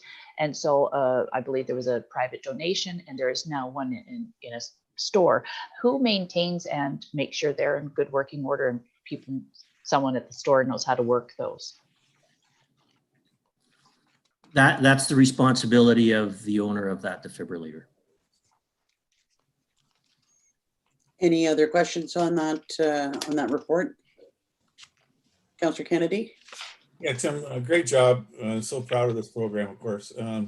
Is there a mechanism where private or commercial organizations, whatever, businesses can register that they have a defib on site with Lindsay Dispatch? So could, for example, that store register that they have an on-site defibrillator so that when the call comes in, that the caller is made aware of that? I'm not sure if that's available or not. I don't see it as something that we can't do. We provide the locations of all of our defibrillators to Lindsay CAC. And certainly if a private company or an individual wanted us to include them on our list, I have no problem. I don't think there'd be any issue with that in supplying that to Lindsay Dispatch. Any other questions? Could I have a mover and a seconder to accept that report? Councillor Moffat, Councillor Burton. Moved by Councillor Moffat, seconded by Councillor Burton. Be it resolved that the Haliburton County Committee of the Whole receives the January 13th, 2021 Haliburton County Paramedic Service Update on the Public Access Defibrillation Program and Bill 141 for information. All in favor? Carried. Okay, next up is their call volume report. Yes, I just thought it'd be good information for council, as we previously presented a report that we anticipated an increase in our call volumes due to the seasonal residents staying in our community during these times. And we weren't too far off the mark when we look at these call volumes. So and again, a lot of it's speculation, but we speculate that there is probably 30% increase in our population due to seasonal residents staying here. So it's reflected quite accurately in these numbers. And September was up 30%. Now, October was fairly flat. There wasn't really much of an increase there. But November, our call volume spiked again, about 25% over last year. And in December, we were up about 10%, which I would expect the numbers to be similar to last year in December, just because similar to the summer, lots of people come up for Christmas and they're here during the holidays. So, but we still saw that 10% increase. So we'll keep monitoring this throughout the year as we go through these different times. But certainly, I think it certainly reflects what we anticipated. And And I'm very grateful that council's approved us to keep that Tory Hill truck on throughout the winter months this year, to keep that an extra car at night. So just, I think, good information, and it just shows what's happening out there. Comments or questions? Okay, could I have a mover and a seconder to receive that report? Councillor DeVolen and Councillor Moffat. Moved by Councillor DeVolen, seconded by Councillor Moffat. Be it resolved that the Haliburton County Committee of the Whole receives the January 13th, 2021 Haliburton County Paramedic Service Call Volume Report for the year 2020. All in favor? Carried. Thanks, Tim. Thank you. Okay, next up is the finance with our financial reports.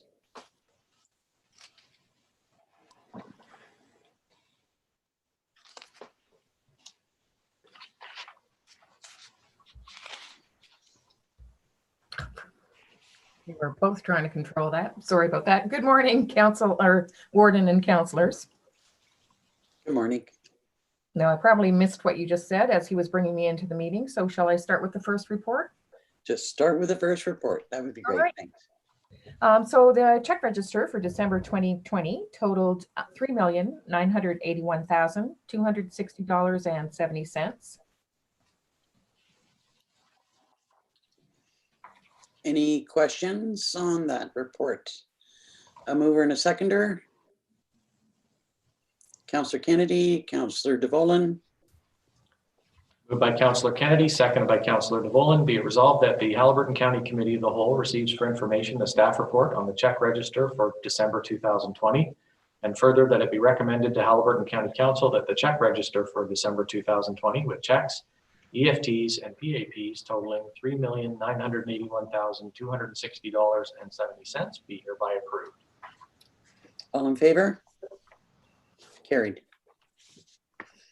Okay, payroll register. The payroll register for December 2020 totaled $436,856.90. Any questions? Mover and a seconder, please. Councillor Roberts, Councillor Moffat. Moved by Councillor Roberts, seconded by Councillor Moffat. Be it resolved that the Haliburton County Committee of the Whole receives for information the staff report on the payroll register for December 2020, and further that it be recommended to Haliburton County Council that the payroll register for December 2020 with net direct deposits totaling $436,856.90 be hereby approved. All in favor? Carried. And your year-to-date actuals. Okay, so this is the year-to-date preliminary actuals for December 31st. They are preliminary because we do not have all of the invoices in yet for 2020. We still are receiving some from vendors. We probably also, yep, that's probably it. And then we still have year-end audit adjustments to do. So at the preliminary results for the end of December, we are currently sitting at 97% spent for operating expenses and 88% spent for capital purchases. So that means we have spent 87% of the annual budgeted levy. Included in all of these amounts are $380,505, which are related to the COVID costs that we incurred in 2020. And those are fully funded by the funding that we received for from both MOH and from MMAH. Any questions? Any questions? A mover and a seconder on that report. Councillor Moffat. Seconder, Councillor Burton, thank you. Moved by Councillor Moffat, seconded by Councillor Burton. Be it resolved that the Haliburton County Committee of the Whole receives for information the staff report on the preliminary year-to-date actuals as at December 31st, 2020, and further that it be recommended to Haliburton County Council that the preliminary year-to-date actuals as at December 31st, 2020 be hereby approved. All in favor? Carried. Thank Thank you you so much, Elaine. It's good to see us in relatively good condition. Yeah. Okay, next up is Mr. March with an IT status report. Morning, Warden Danielson and members of council. This is just my standard monthly IT status report. Just talking about the number of tickets resolved throughout the month and where we're at with our different IT projects. I know council has a busy day. I don't feel there's anything in here that I need to draw your attention to, so happy to take any questions you may have. Any questions on this report? Okay, so could I have a mover and a seconder? Councillor Kennedy. Councillor Moffat. By Councillor Kennedy, seconded by Councillor Moffat, be it resolved that the Haliburton County Committee of the Whole receives for information the January 13th, 2021 IT Department Status Report. All in favor? Carried. Thanks, Mike, and thanks for your consideration of our time restraints today. Thank you. Okay, if we can carry on, the next item is under planning and environment is a discussion about the shoreline preservation bylaw. If we could just, Councillor Roberts, did you want a brief break? I think that we might be some time in this discussion, and I would really appreciate just a quick 10 minutes. I'm just to, okay, if that's okay with the rest of council. Absolutely. So if we could come back in 10 minutes, that would be at 5 to 11.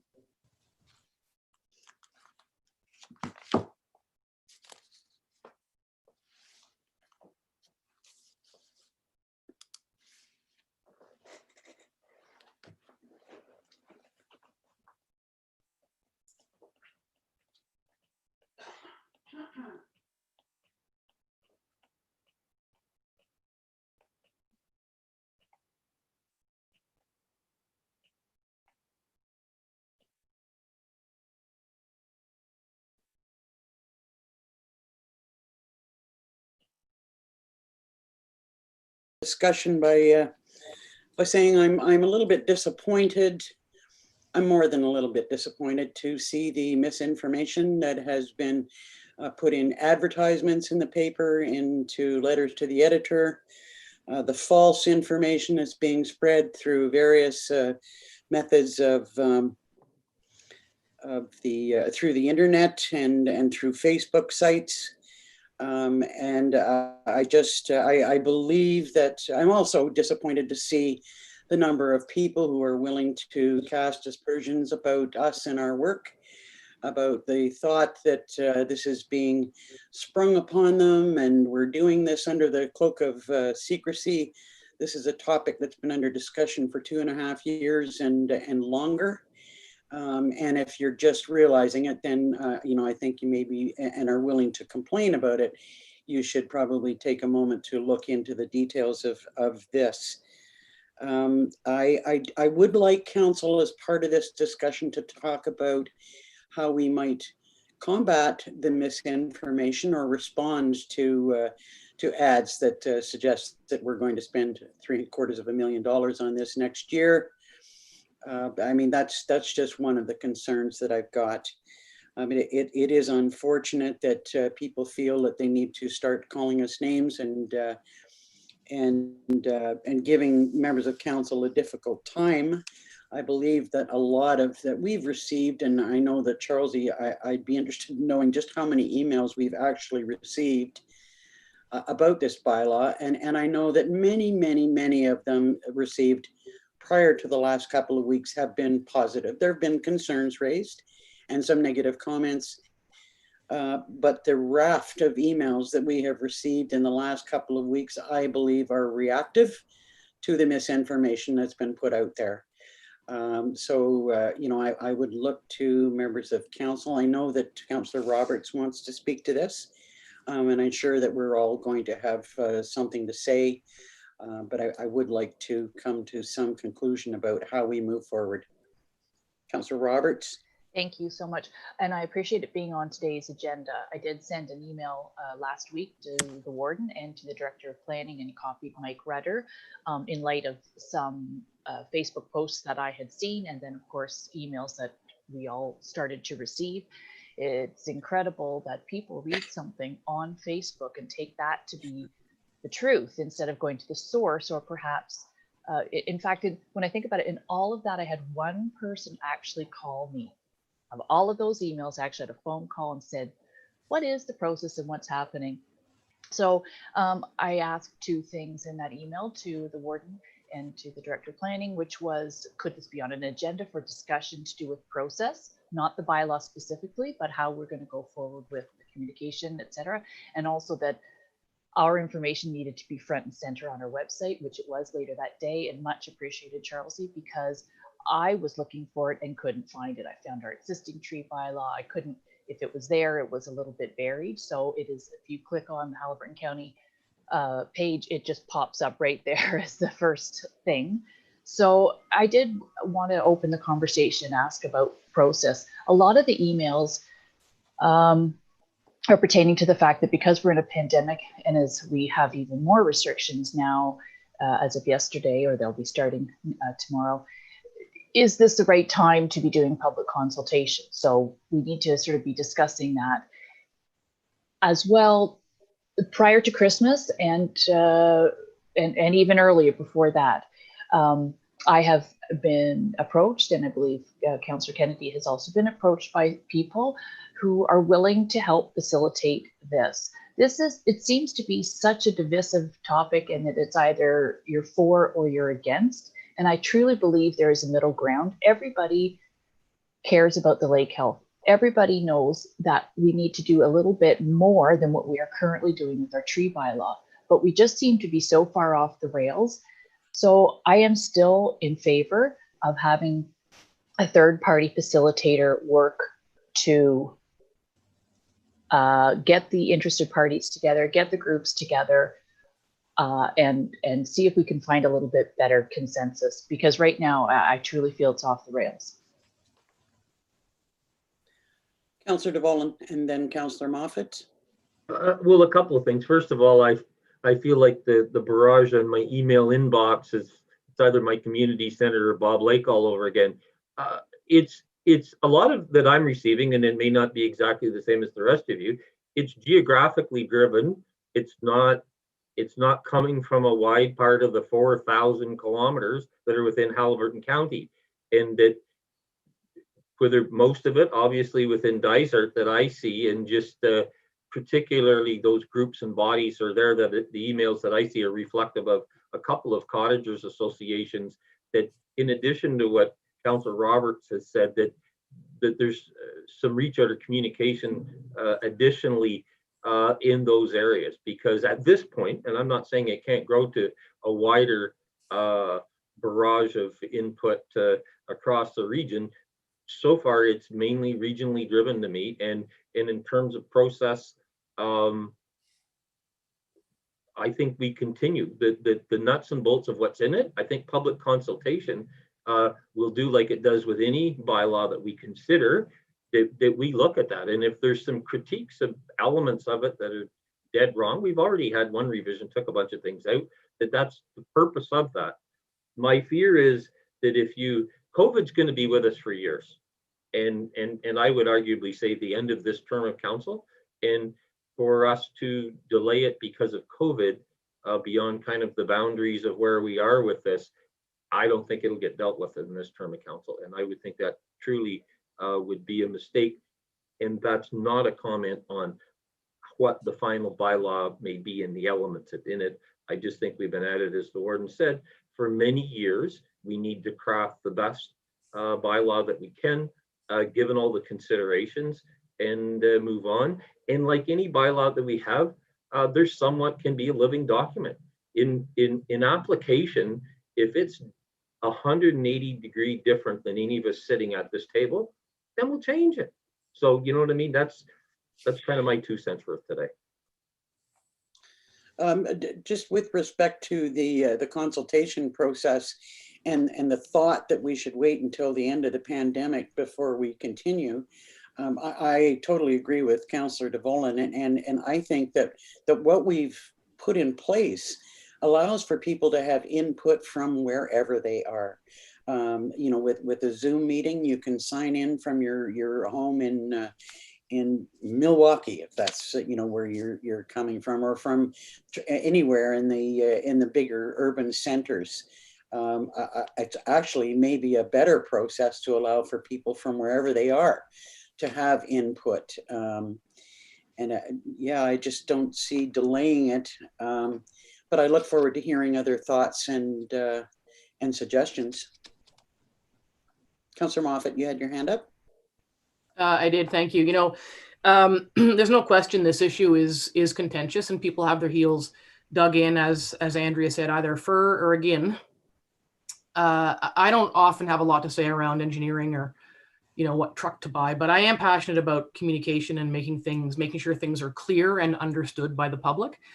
And I want us to have today, hopefully, a bit more deeper conversation about what the plan is. We made we passed a resolution and gave staff some direction, and I have been talking to Charlesie, so I'm not dropping a bomb on her about what that looks like, and she did provide some input. But I'd like us to talk a little bit more about exactly what we're asking the public and what the details are, because we did see we are using Wade In, but I don't know that everybody knows what the questions are going to be on there or what the format's going to be.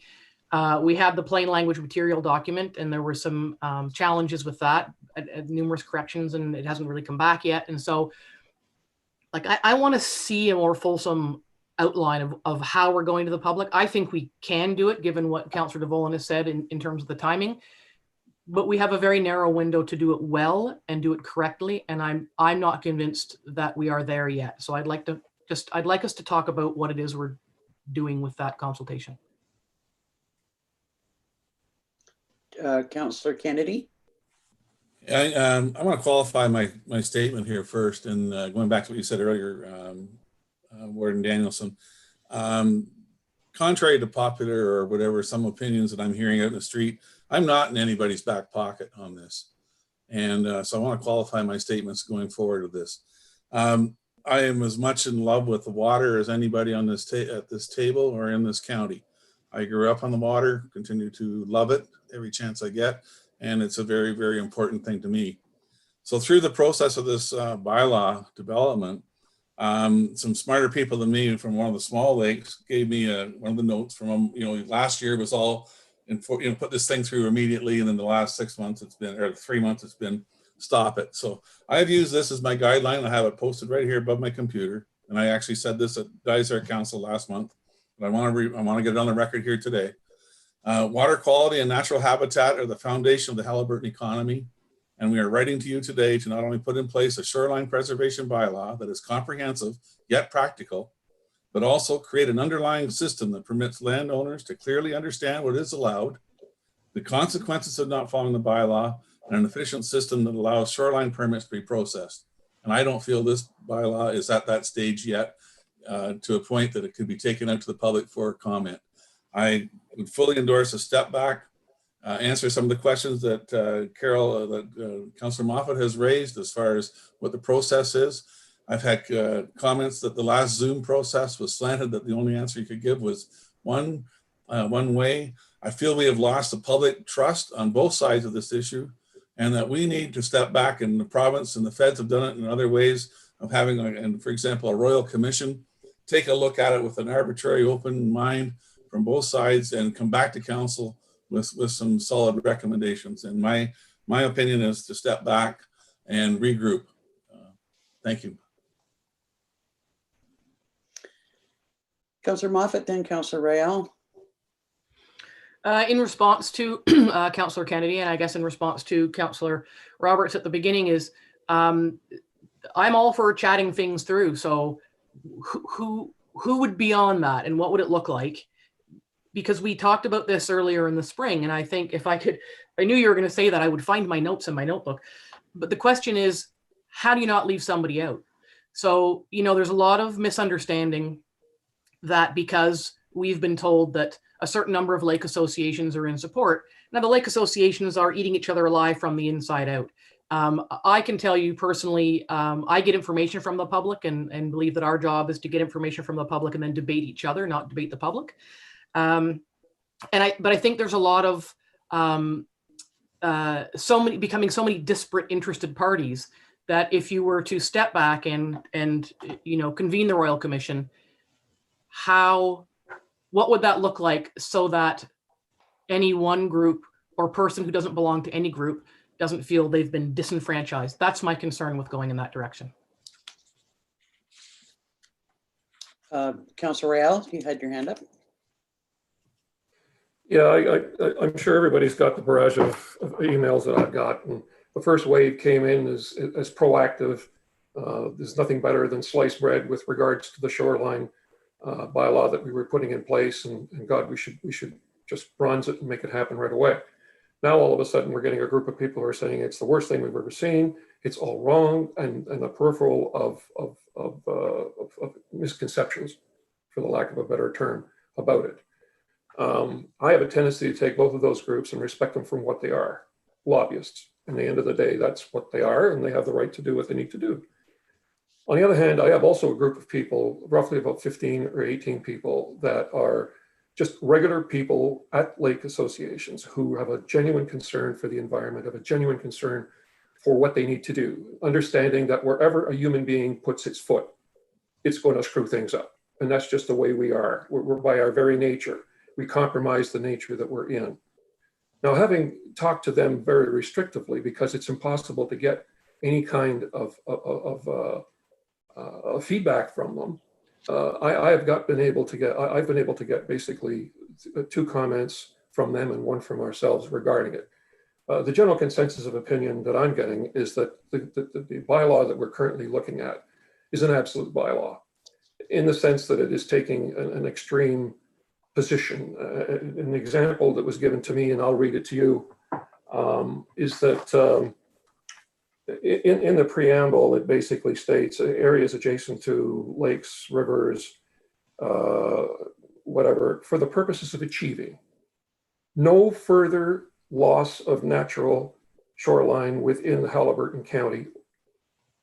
And one at the bottom, preventing topographical changes to the shoreline areas. I'm being asked, why can't we put words in front of that like needless, reckless, negligent, so that it qualifies what we're trying to do? We're not trying to build an absolute bylaw here. We're trying to do things that are good. That's what I'm getting from the people that I represent. And the other thing that I asked for and was not able to get the last time we were around was the copy of how those 8 schedules are going to work. Because the people that I represent want to know, how's it going to work? Like, what's going to happen to us? Where are we going to go? How do we make it happen? And so that we can do scenarios to find out how that could be applied to the average human being who owns property. And the third thing, which I'm not sure about, is how is it going to impact the municipal capability to make decisions that affect our shorelines at the tier 2 level? That's none of that's been discussed. So as far as I'm concerned, COVID is not the issue here. I don't think we have a complete package to look at. So unless we're prepared to do that, I am not going to be looking in favor of putting any bylaw out there that I cannot explain to the people either I represent or my colleagues that I work with. Just a couple of comments. Thanks for that, Cease. You did say misconception, and there is some misconception out there, but some of that is reactive to deliberate misinformation that has been provided in the last couple of weeks, which is really unfortunate. That people would deliberately mislead people about this. I just find it rather astounding when you know what our bottom line goal is to protect our lakes, our economy, and our lifestyles here. One of the things that concerns me in some of these recent reactions that we're getting, it's like people snapping their feet. I don't like this. I don't want it. You can't tell me what to do. There's nobody that's saying, or I shouldn't say no one, because there are some that are being more specific, but very, very few of the complaint-driven emails that we're getting are specific about the bylaw.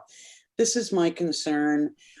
This is what you're going to do to me by putting this in place, or have you considered something else? You know, there's very, very few of the emails are specific. Now, there've been a few that have come in the last day that are a little more specific, but they're cut and paste. They're from the same source.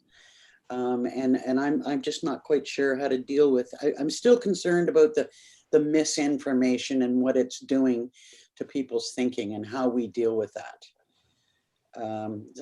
Councillor Burton, you had your hand up. You're on mute. Sorry, you're on mute. Dave, you're on mute. Sorry, Warden. I kind of lost my train of thought when you had your little talk there. But there is so much confusion out there and misinformation. And I'm certainly not going to point fingers as where it's coming from or where it was created. But is it not up to us to take a step back, try to address and fix all this confusion and misinformation that's out there? I mean, obviously the decision is up to all of us. Just take a step back. You know what? I think that we can do what you're asking without taking a step back. We've only just put the weighed-in process in place in the last few days. Our open a public consultation Zoom meeting isn't for another month or more. So I think we've got time to do some work in I don't know, providing more information, providing clarifications while we wait. And the purpose of having weighed in and our public meeting is to hear specifics about people's concerns and react to it. You know, nobody has said that we're going to pass the bylaw at a specific date. I know that there are bodies that feel that it's urgent, and I don't disagree that we need to do something relatively soon. But the process that we have in place has been put in place to respond to some of the concerns that you've got. This is not a bylaw that's complete. It's a draft, and we're consulting people and gathering information to help us make the correct document. Councillor Roberts, then Councillor Moffat, and then I think I'd like to hear from our planner. Yeah, I was thinking I wanted to hear from Charles as well. So, so just to be clear, is what I said at the beginning, that thank you for putting up the information on the front page of our web page, or the front page there. So the weighed-in, just to confirm, the weighed-in process is now open, and we have a scheduled meeting on February 24th for people to register and to make their comments. So that information needed to get out right away. Back to Councillor Moffat's comments about who would, you know, if we did go down a path, perhaps say after the February 24th meeting, if we're still at loggerheads and still don't feel that are comfortable, any kind of whatever you want to call Royal Commission or Advisory Committee. I don't want to name names in this meeting today, but perhaps I will reach out to those people to see if they are still interested and bring those names forward. Would it not be something that we would appoint as an ad hoc committee of County Council, and it would be at our discretion of who we feel would be best represented of interested parties and professional parties, scientists and environmental engineers and that type of thing, and we could create who we feel would be best on that advisory committee. So that's something I think we could do, but we'll wait to see. Councillor Moffat. Sorry, I've pressed the wrong button here and everybody's gone away. Just give me a second. There we are. Yeah, I don't know. I mean, I struggle. In the beginning, there was talk about, you know, some sort of ad hoc committee, and then some of the, and I'll be very frank, some of the really crappy things that were done by some of the people in the community who purported to want to be on that ad hoc committee, including threats and withdrawal of business and just some really, really horrible things in the community. I wouldn't support any of those people being involved in any of this because they're incredibly biased. They've made some incredible missteps in the community, have generated a lot of unnecessary infighting. And I think ultimately it's our job as the people who are elected to listen to the public. Our problem right now is, I think, is that it's all the noise that's out there. So we can't address the misinformation. This question was asked earlier. We can't address the misinformation without a competing information campaign. And we can't do that without dedicated resources and time out of what budget. And so I don't know that going to some sort of consulting group is going to, assuage the concerns that are out there, because I think there'll just be accusations of all your pet people were handpicked. I think that's what will happen there. I still have some outstanding questions from before. I know I'd suggested to the planner that there be is it possible to put all to the one-stop shop on GIS, so that when people are supposed to do all the work they need to do at their end in this draft, that they would find it easily in one place. Where's the revised plain language document? If Wade In is about to be launched, what are the questions? What is the scope? Like, council hasn't seen or approved any of that. So in order for us to do the best job we can, if we continue in this direction, I think council needs to be talking more about what this consultation looks like. I don't want us to just rely on the resolution of November 23rd. I want to see some details, and I want to feel like I'm confident we're providing a broad enough scope of input for people. And right now I don't feel we've done that. And I'm going to say again, I would like to have a more detailed look at what's going out to the public and have a conversation about it. I'm going to go to Charles E, and then we'll get to you, Councillor Kennedy. Thank you very much.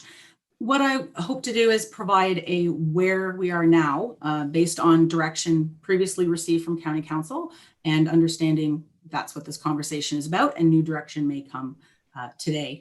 So where we are, we were asked to schedule a public meeting for the purpose of County Council to hear views from different areas. And that has been scheduled for February. And prior to that, and in order to inform that conversation, we were directed to set up the Wade In for public consultation, including questions that people could answer, as well as some open-ended pieces to provide, as has been mentioned by a number of members of County Council, not just the why I like it or why I don't, but the specifics to it. And the questions would be focusing on that. So when we aggregate all those comments at the end, you would be able to have that, if you recall previously, that summary in a more specific way, not a cut and paste of previous comments. The email is still active for Wade In, and I'm actually getting emails on both my work email and the Wade In, so some of them I'm getting twice. And so the direction was to set up the Wade In, not just as the consultation, but to have the document pieces available. So the updated information on the draft bylaw, as well as the schedules, as well as a process timeline, not a timeline, but a step-by-step. So this is what has to happen, and then this happens, and then this happens. All of that has been drafted for the Wade In website. I was waiting to see what direction may come out of this meeting before hitting the go button on those questions and consultation. But the documents related to the bylaw are available. The rest of the documents would go live should the rest of that site go live. Or, I mean, I can, at the direction of County Council, piece it out, put the documents up, but not the questions. It's how you wish to move forward. The only recommendation I would make is, if the consultation on Wade In is postponed, that was at the direction of council to inform and allow people to have a view of the information prior to the public meeting. So if that is postponed or changed, then we may want to look at changing the meeting date, but that's entirely up to you how you want to proceed. Okay, thank you. Well, I'll go to Councillor Kennedy first, and then back to Councillor Moffat. Thank you. One of the criticisms or comments that I've been hearing is the lack of time between when what gets posted to a meeting and the opportunity for the public to comment. Public does not see the agenda till the Monday, I believe, and our meetings are on the Wednesday. So we'll have two, the last couple of go arounds. There's been very, very short time turnaround to actually look at it. So so is your intent to post, I haven't seen anything from our November meeting. Forgive me, I've been offline here for a little bit, so I haven't had an opportunity to look at what's on the county website right now. But have the comments and questions that were raised on the November meeting, have they been asked or answered and adjusted on the draft that's on the computer on the county now? And are the schedules up there? Okay, so that's one thing.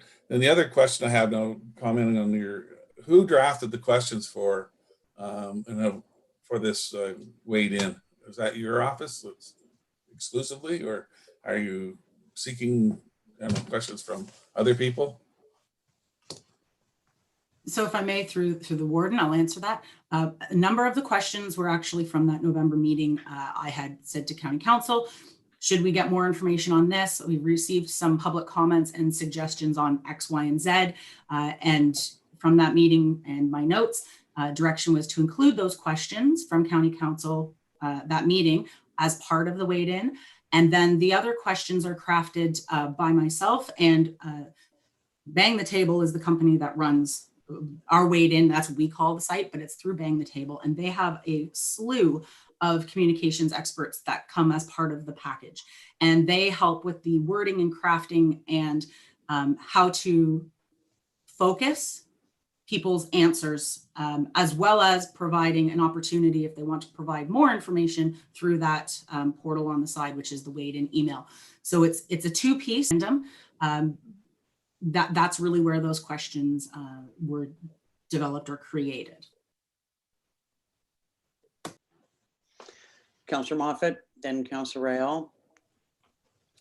I'd like to thank Charles E. for indulging me on the phone the other day around sort of what that site looks like. I thought there was some more clearer language needed, so we wound our way through that. So I thank her for that.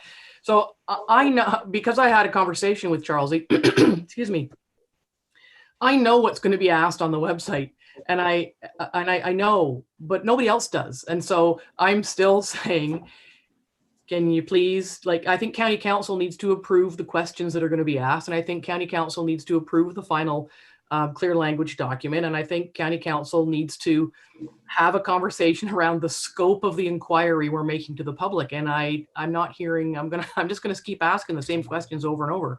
I'm not convinced that there is enough knowledge around this table about what we're giving to the public to do. And I will not support the site going live and then us looking at it and going, I'm not sure that's right. We need to have control of what we're putting out to the public. And I don't feel like we have that right now. Am I the only one?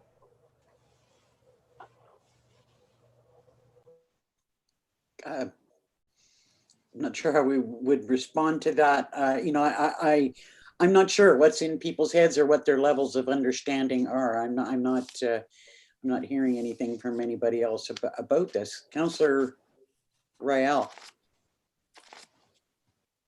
Yeah, I'm sure there's people much wiser than me that have a much better understanding of how to present this to the public and to more or less come up with some kind of a cohesive solution to what we're trying to do. My concern goes back to the few people that I deal with, and that is, how is this thing going to work? Regardless, I mean, what we're talking about is the bylaw being more or less the recipe for how to bake a cake. And at the end of the day, I need to know, what's it going to taste like? How's it going to work? And in order to do that, I need most of the ingredients available so that we can do some test examples of how something could be handled. Now, we can talk about whether or not a specific clause inside the bylaw should or should not be worded the way it is, and should or should not be an exception to something else. But at the end of the day, if I've got a specific issue, how do I use the self-assessment form? And how does that determine whether or not I should or should not pursue it further? And if I pursue it further, how do I get to all the other schedules and figure out how they all work? When I make out my income tax, there's a book that helps me fill out my income tax form on a line-to-line basis. So when someone's trying to do something and they know it's not going to be major, but it's not going to be minor. It's going to be kind of sort of something in the middle. Where do they go? Like, how do they go about figuring all that out? And I do not see the route to get there. And my problem, I guess, is because I'm a process engineer. I've spent most of my life doing that. I like to know that when I start at A and I end up to Z, there's a clear path to get there. I may not need all the letters of the alphabet, but I need the key ones that enable me to get what I need to do. And I don't see that right now. And that's my concern. And that's the concern of the people that I've spoken to. Well, I'd hate to be cheeky, but I think one of the answers to your questions about where do I go is you're looking at her face. And that's the director of planning in her department to help people. And that's what we've been trying to say. They're there to help people, to help guide them through the process. Now, I'm not saying that there isn't more work to be done, because obviously there is more work to be done. But we'll hear from Councillor DeVolen. Chair Warden, we lost Councillor Burton. Yeah, if I might, I was waiting for kind of a good time to interject, but the director of IT has received a notice that the internet at the municipal office has gone down. So I'm not sure how long he will be, but we've definitely lost him. And we're not really sure about an estimated time of getting him back. We have, I think, an agreement in place. I'm not sure if it's written down anywhere that we would take a brief pause to give the person time to reconnect and then decide. So I think we should maybe give them a few minutes. There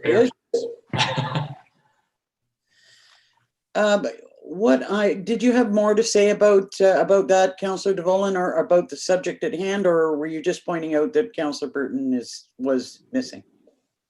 I was jumping in the queue at that moment. I'm not done saying what I wish to say, but that moment was specifically for that we lost Councillor Burton. We did have a power outage here, and it just shut things down on me for a minute. Well, we're glad you're back. Thank you. Okay, so we'll hear from Councillor DeVolen. I don't disagree with my colleagues on a couple of points. Councillor Moffat, that we all see the question before it goes out isn't a bad thing to know what we're answering to. In terms of process, it's like legislation, and I'll use Councillor Real's example of the how-to book to do your taxes. Well, the reality is the laws have to be in place before you make the how-to book.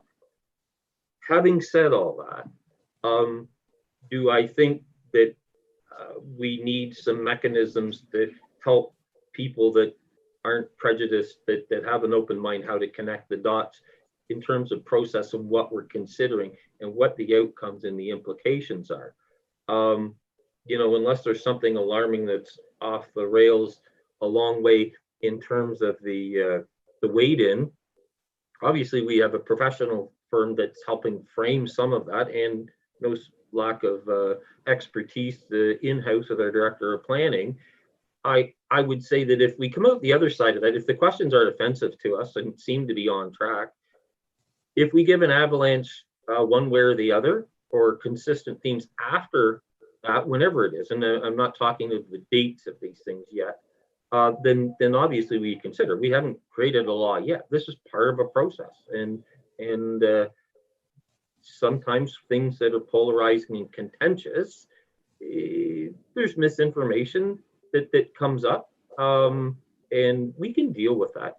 There isn't anybody at this table that doesn't have an interest and come with a diversity experience that's going to try to do the best from their perspective for where their municipality and the county.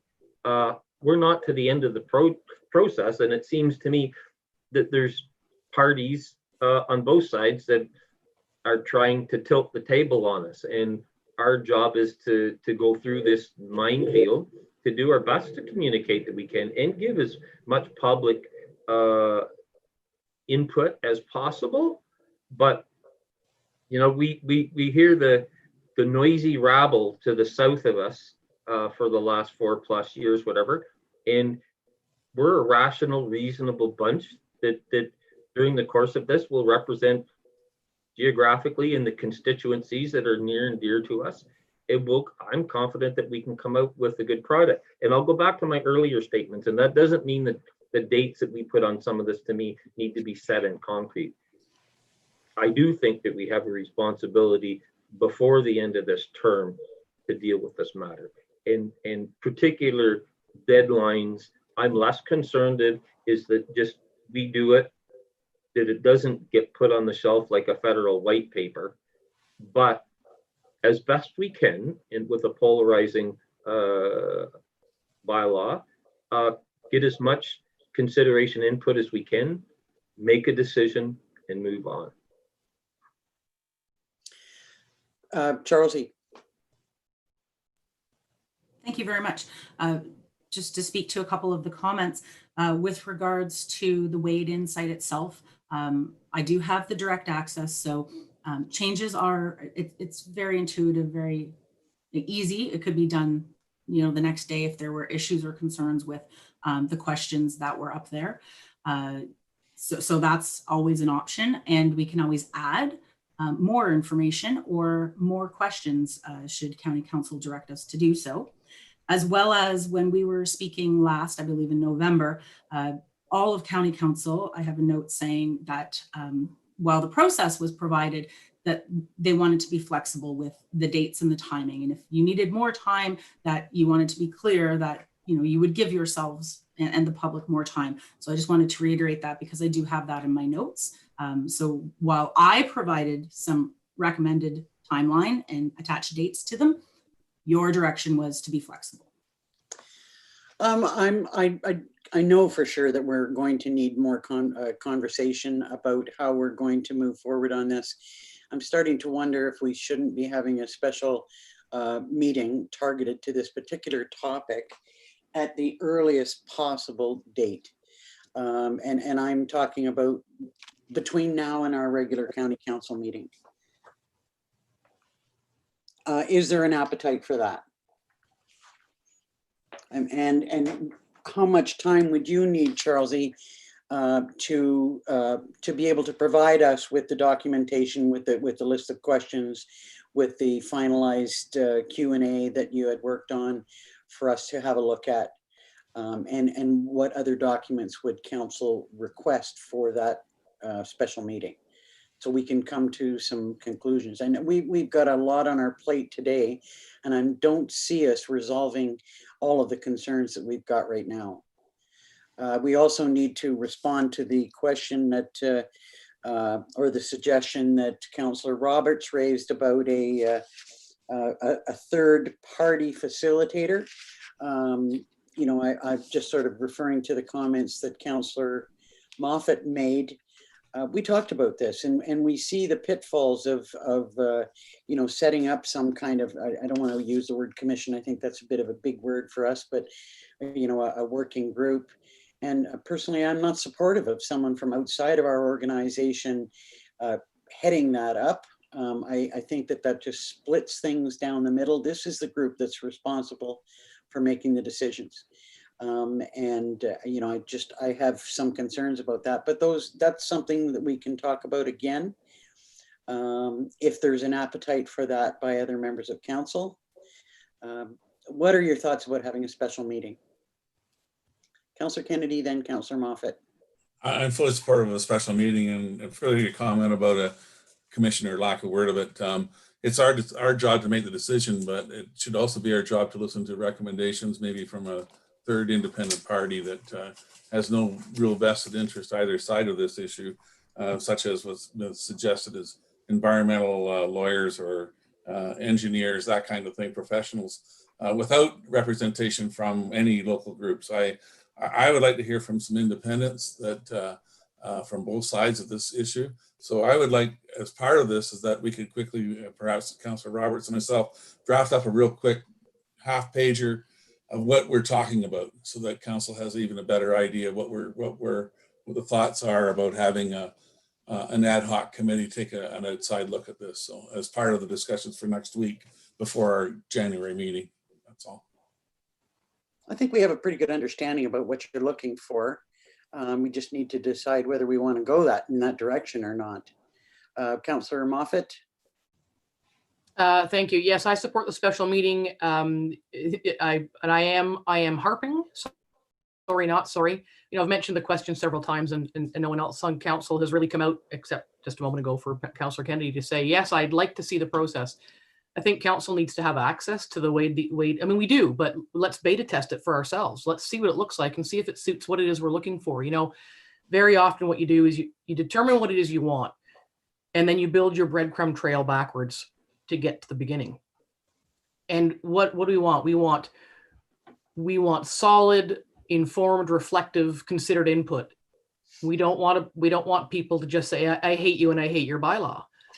So we need to look at the questions to know whether we're providing the right opportunity, the correct opportunity, and asking the correct questions to get what it is we want from the public so that we can continue in the process. And until we see the questions and go through it ourselves, I think we're doing ourselves and the whole process a disservice, and that has to be done ahead of time. So support a public meeting, absolutely.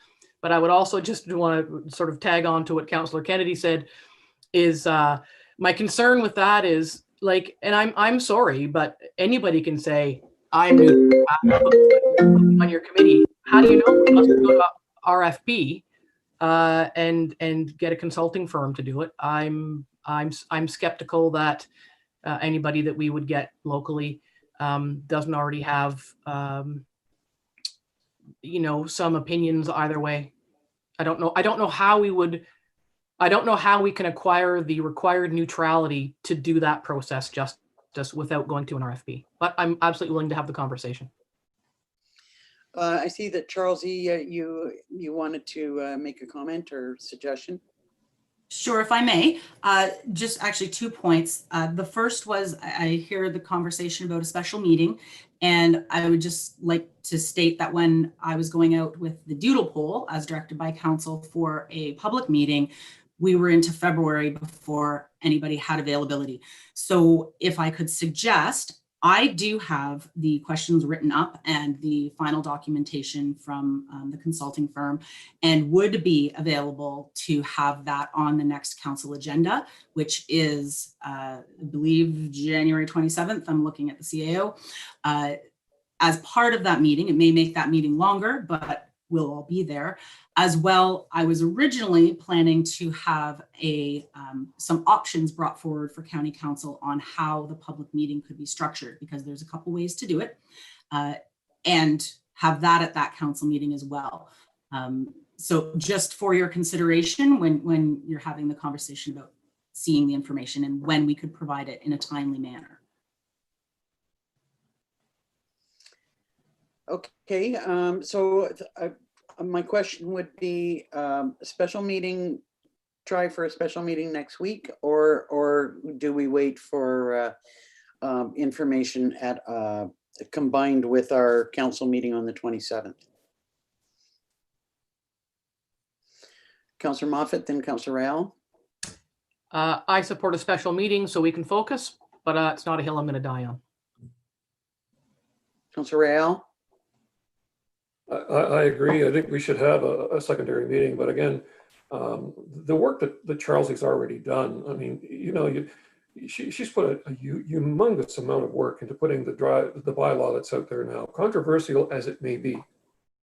It is a place to start from, and there's no ands, buts, or maybes about it. Yeah, it's been critiqued. It's been critiqued because it's put down on paper. And anybody who takes the time to put anything on paper knows that you can't get it in the first draft. So I have to say that the amount of work that Charlie's put into it has been awesome, and must be done right, because there's a lot of criticism. If it had been perfect the first time, then that to me would have been an issue.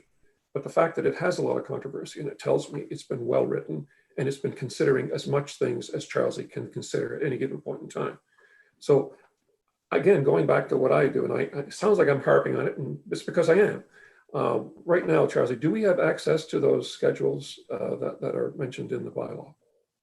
Yes, so the updated, as per the direction of County Council, is available, both the bylaw and the schedules, on the Wade In website. The Wade In, the consultation piece, so the questions to the public, are not published. The documents are. Could you please send me a link or information? How do I get there? Because I'm as dumb as a stump when it comes to that Our stuff. So- website sees, I'm sorry, that question has been asked or answered. And we will be providing all the information that you need to everybody at the same time. My question is special meeting or council meeting?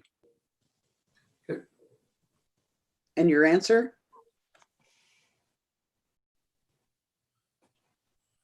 Councillor Rael. To me, with as much information as we can, so I don't care whether it's a special meeting or it's part of the county meeting, but if it's gonna be part of the county meeting, it could take up a lot of time. Councillor Kennedy? Fully supportive of a special meeting if it can be arranged between now and regular council. If not, would we consider a special meeting after county council that just dealt with this, similar to what we're doing this afternoon? Just we have a regular council meeting and then take a break and then spend whatever time necessary to really tackle this thing, rather than, you know, being under the pressure of a regular county council meeting.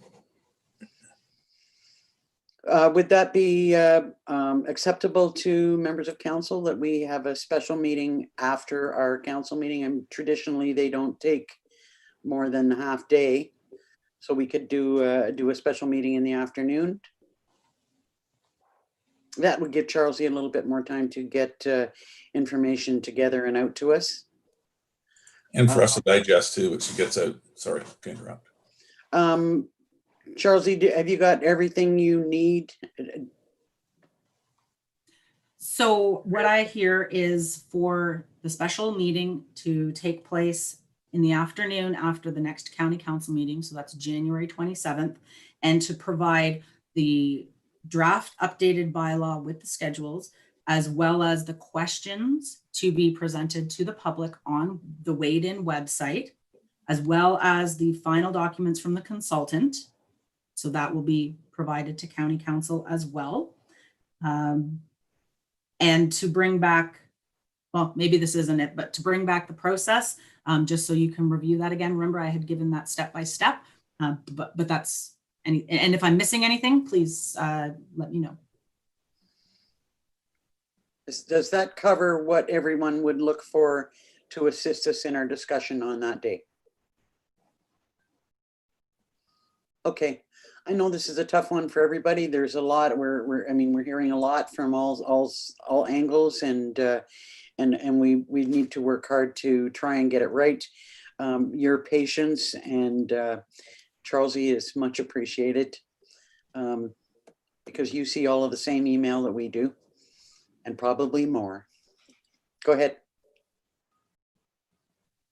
May I just ask, so we have the scheduled meeting right now for February 24th as the public meeting for Shoreline. Council being the 27th of January. If we were to launch Wade In, let's say the 29th of January, reports to council are the 16th of February to my CAO. That's only 2 weeks of consultation for the public. Do we want to reconsider, and should I redoodle? Did that make sense? Yes, it did. Okay. And while I hate to defer things, we do need to get it right, and it does sound like we'll need to extend the date of the public meeting in February. And I think we also need to have something in place to let people know exactly what the process is for them to participate in that. What do they need to do? How do they register in order to participate in that particular meeting? Because we're all, I'm sure, been telling people that meeting is taking place. So, they need to know how that would go. Councillor Moffat, then Councillor Roberts. I believe Councillor Roberts had her hand up well before me. Sorry. Councillor Roberts, then Councillor Moffat. You're doing a great job, Warden. It's hard to read your stuff and look up. I know from chairing Dysart meetings, I miss hands.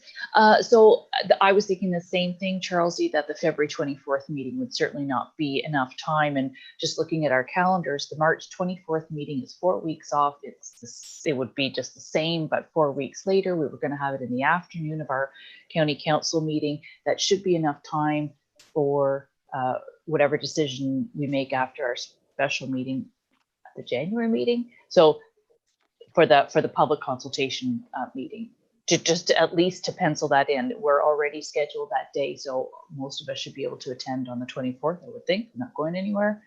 So that's my suggestion. Councillor Moffat? And in preparation for that meeting, it would be my request to my colleagues to give a little thought about what it is you want from the public. I think that's the most important part that to be honest, I don't think we've discussed now that we're this far along in the process. So we need people to know that they don't get a vote. It's our vote, but we need their input to have the vote. And we don't want to hear from people just say, like I said before, I hate you and I hate your bylaw. So what questions do we ask to elicit from the public the input, the suggestions, the constructive criticism, something that we can actually use, as opposed to just offering up an opportunity for people to throw uninformed darts. It's a big piece of legislation. There's a lot of confusing pieces to it, but it's important to us to get the questions correct so that we can get the most out of what the public has to offer in an informed and efficient manner. Councillor DeVolen? Yeah, I agree with Councillor Moffat, but the notion that we wanted that thoughtful input, that wasn't, we've reiterated that, myself and others, for a year, that's not new.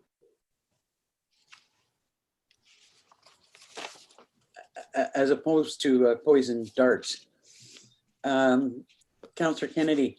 And I think some of it has been the overall thought for the last 2 years or 3 years that everybody wants to preserve our lakes and our shoreline, and so anything that was good was, along that line, people accepted that, okay, this is great, that's what we want.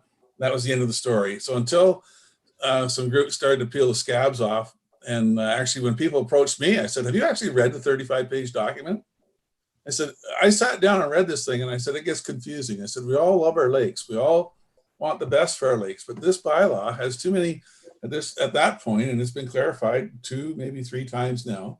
So we're getting there. But I said, you've got to take the time to read it. And I've said that message probably 30 times. And I'm wondering if we're starting to see somebody sat down one night at the kitchen table at the cottage because it was raining and actually sat there and read this thing and went, holy crap, what do I do? It just generated more questions. And all of a sudden then it's my land comes up, right? And I think it's creating, I think this is good stuff that's happening here right now. I really do. I think we're going to be able to move and answer questions. I like Councillor Moffat's comments about what do we want from the public? That's what I'm going to be asking next. You tell me, is it page 6, item 7.2? Is that your problem? Then let's address it. So I think if we could focus, then we're ready to roll. I'm very glad to hear you say that, because I've been responding to people and saying, please give us specifics. Don't just say you don't like it. Tell us why you don't like it, what it is that's wrong with it, or what hardship it's going to create for you, so that we can respond to that. And we can't respond to, I don't like it, damn it. Or they wouldn't like the response that we gave them. So, okay, we're on track for a special meeting after our council meeting at the end of the month. And we're moving the date of the open public consultation meeting to March. And hopefully that will give us enough time to get our ducks in a row.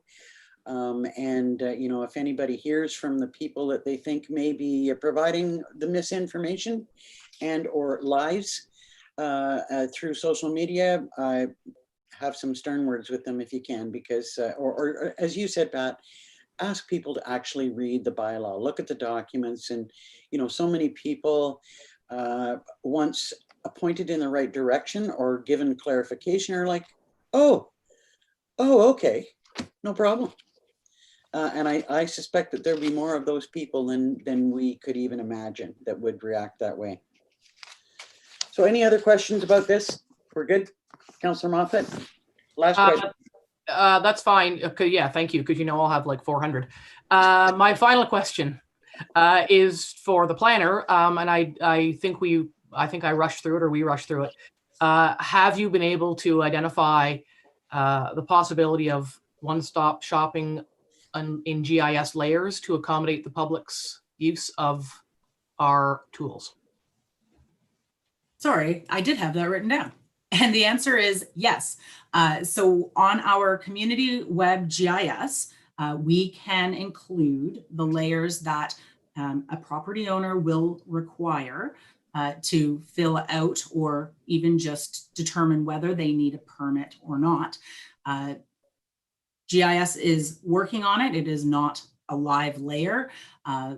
We'll also need to wait and see what the final portions of the bylaw are, because again, it'll have to tie together.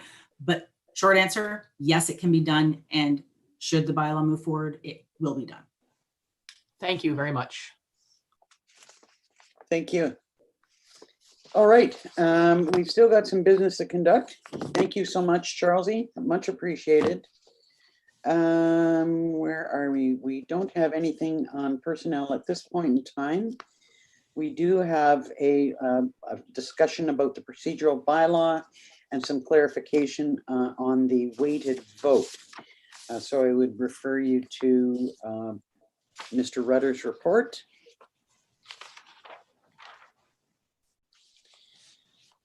And to him. Thank you. The report really doesn't have a great deal in it, except an excerpt of the bylaw, which outlines the process. It really is I think it's pretty clear how it does work. The definition of financial matters and when it can be used has been refined over the last number of years. But as it stands now, that they're defined as to include the adoption of the annual operating and capital budgets, temporary and long-term borrowing, the acquisition of real property and disposal of real property, and the execution of collective agreements. We also included in the last provision, if by chance you have an equal number of votes, that it would be deemed to be negative. Really, it's just a question of, as I understand it, a council discussion about whether you want to continue using that. And I think that sums up what we were looking for. My only comment about the wording of the bylaw would be under your 19.1, where it says county council shall use the weighted vote for decisions involving financial matters. I would like to see that say may as opposed to shall. It suggests that the weighted vote would come into question for any of the financial matters that are listed here. But the greater conversation is, and I suspect I know what the answer is whether we wish to continue to include this in our procedural bylaw, that there be a weighted vote. Councillor DeVolen. A couple of things. Obviously, this doesn't have historical context and why it evolved within the county, and that it's common across the province in jurisdictions like ours where there was some consolidation. But I guess philosophically, we're this afternoon we're going through a service delivery review, and I have an expectation that after we decide where and what we're going with that, that I'll say that's the staff side of this, that this should be part of the political governance and the discussion that I'd like to see with respect to 32 political positions with 24 politicians and whatever, that really how we deal with all that. And if the status quo, the decision is that we stick with the status quo with whatever flows out of, and I'm not prejudicing anything that's going to flow out of what we do with service delivery review, that's the real time for this discussion. And I may be the only one sitting here that has that view. I would put money on the fact that you're not. Councillor Kennedy?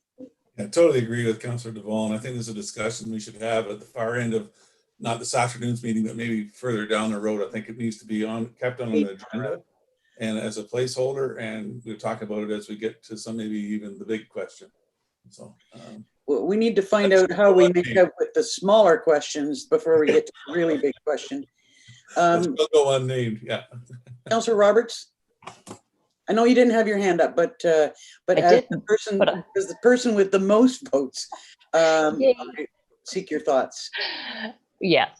Well, thank you. I appreciate that. I wasn't going to speak to it in light of what the two other councillors just said, but at the same time, I did a little Googling yesterday. I was going to send Mike an email and ask if he knew how many two-tiered municipalities have weighted votes, but my little Google research tells me almost all of them do.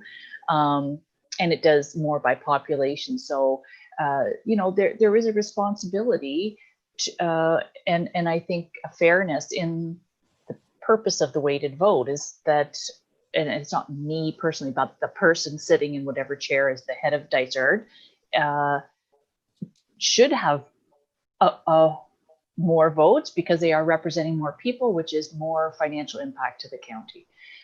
I'm not sure how it ever became that Dysart was 3 and Minden was 2, and we're probably very equal population, so that could be open for discussion.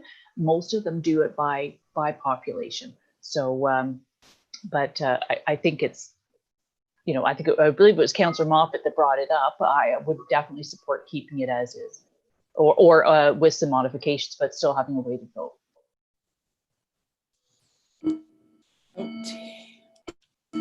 Councillor Moffat. As I do quite often, just want to throw my spoke in about the uniqueness of Algonquin Highlands in cases where the weighted vote could be used because, you know, the two larger municipalities do have more people. We need to remember that, you know, once again, half my people go somewhere else. And so there's there could be an unfair application of financial resources, you know, using the weighted vote when part of, if not half of one of the municipalities that doesn't have the advantage of those extra votes, you know, undertakes its commerce and lifestyle somewhere else. So I think the uniqueness of the sort of split direction that it happens in Algonquin Highlands is a corollary aspect to this bylaw. That's all.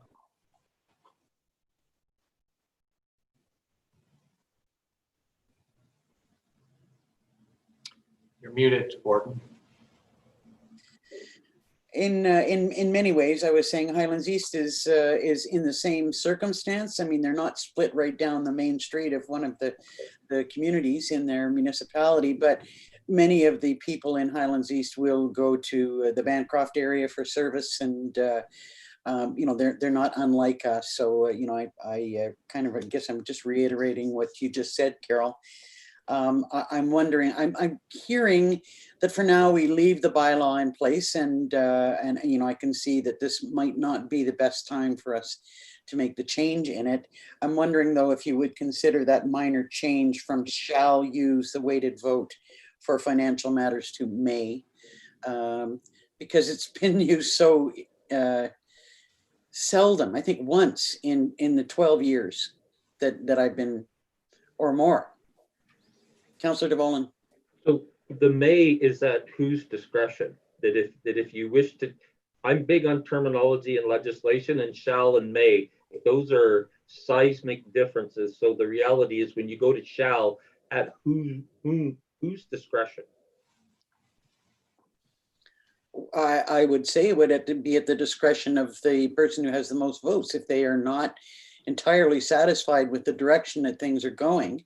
Now, keep in mind that it's related to specific to the budget, which kind of covers everything, but at least it's all in one area, and or contractual matters or acquisitions of land. So it doesn't come up all the time. The shall suggests that it will be used for all of those decisions, and that's not been our practice, where the may is if you choose to, under those circumstances, that you can. Go ahead, Councillor Roberts. Yeah, in my Googling research, one of the municipalities I found did say May, and it's when any council requests a recorded vote. So most times we are doing by consensus, and you say all those in favor, and you can say all those against, but it's not a recorded vote, and any councillor has the opportunity to ask for a recorded vote. So that's one way, but you can ask the clerk. Mr. Clerk? Thoughts on that? I think what you've said, I think, first of all, my understanding, and I don't remember where I saw this, and it's a recollection, is that the numbers came about as a result of weighted assessment as opposed to more population based. It has more to do with assessment, but I might be wrong about that. That's just a recollection. I think our practice has been that when, it's so rare, and I wasn't here at the time, but again, it was, I believe Dysart's Reeve at the time said I would like to use the weighted vote, and it was used. But my history, I believe in Peterborough County anyway, it is every recorded vote is a weighted vote. So I think that is an option that you could use here quite easily. Councillor Moffat.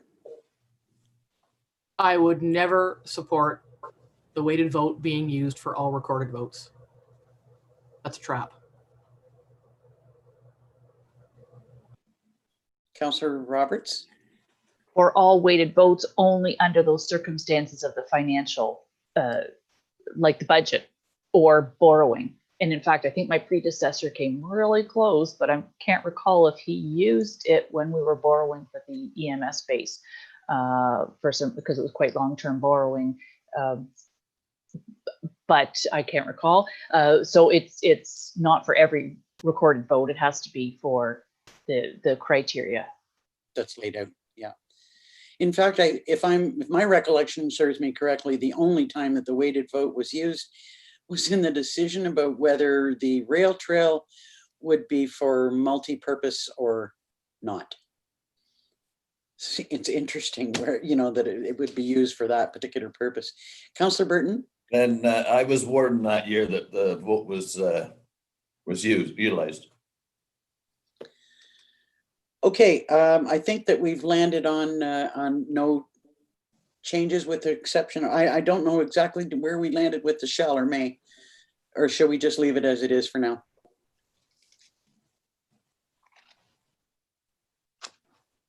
Councillor Moffat?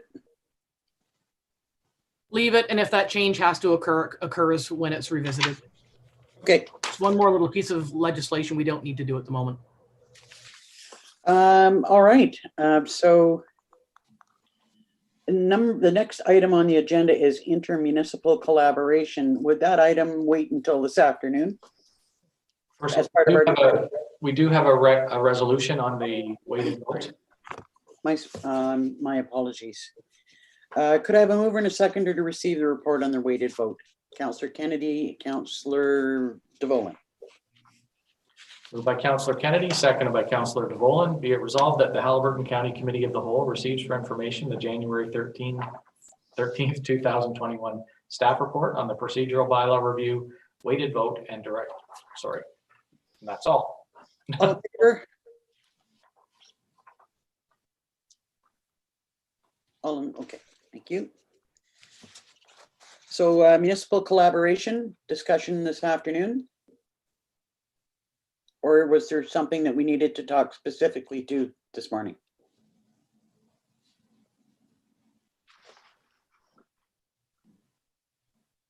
Okay, I think that this is going to be a standing item on our agenda, is that correct?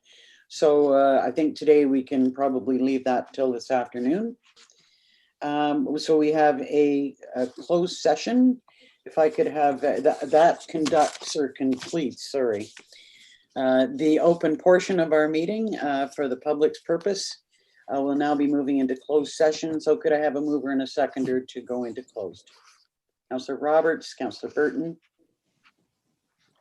Moved by Councillor Roberts, seconded by Councillor Burton. Be it resolved that Haliburton County Committee of the Whole enter into closed session as per section 239 of the Municipal Act 2001 as amended for the following reasons.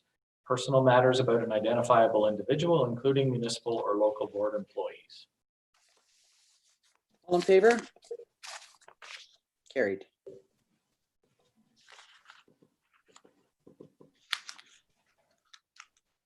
For a special meeting. We just stay online. We're gone. There's a separate link for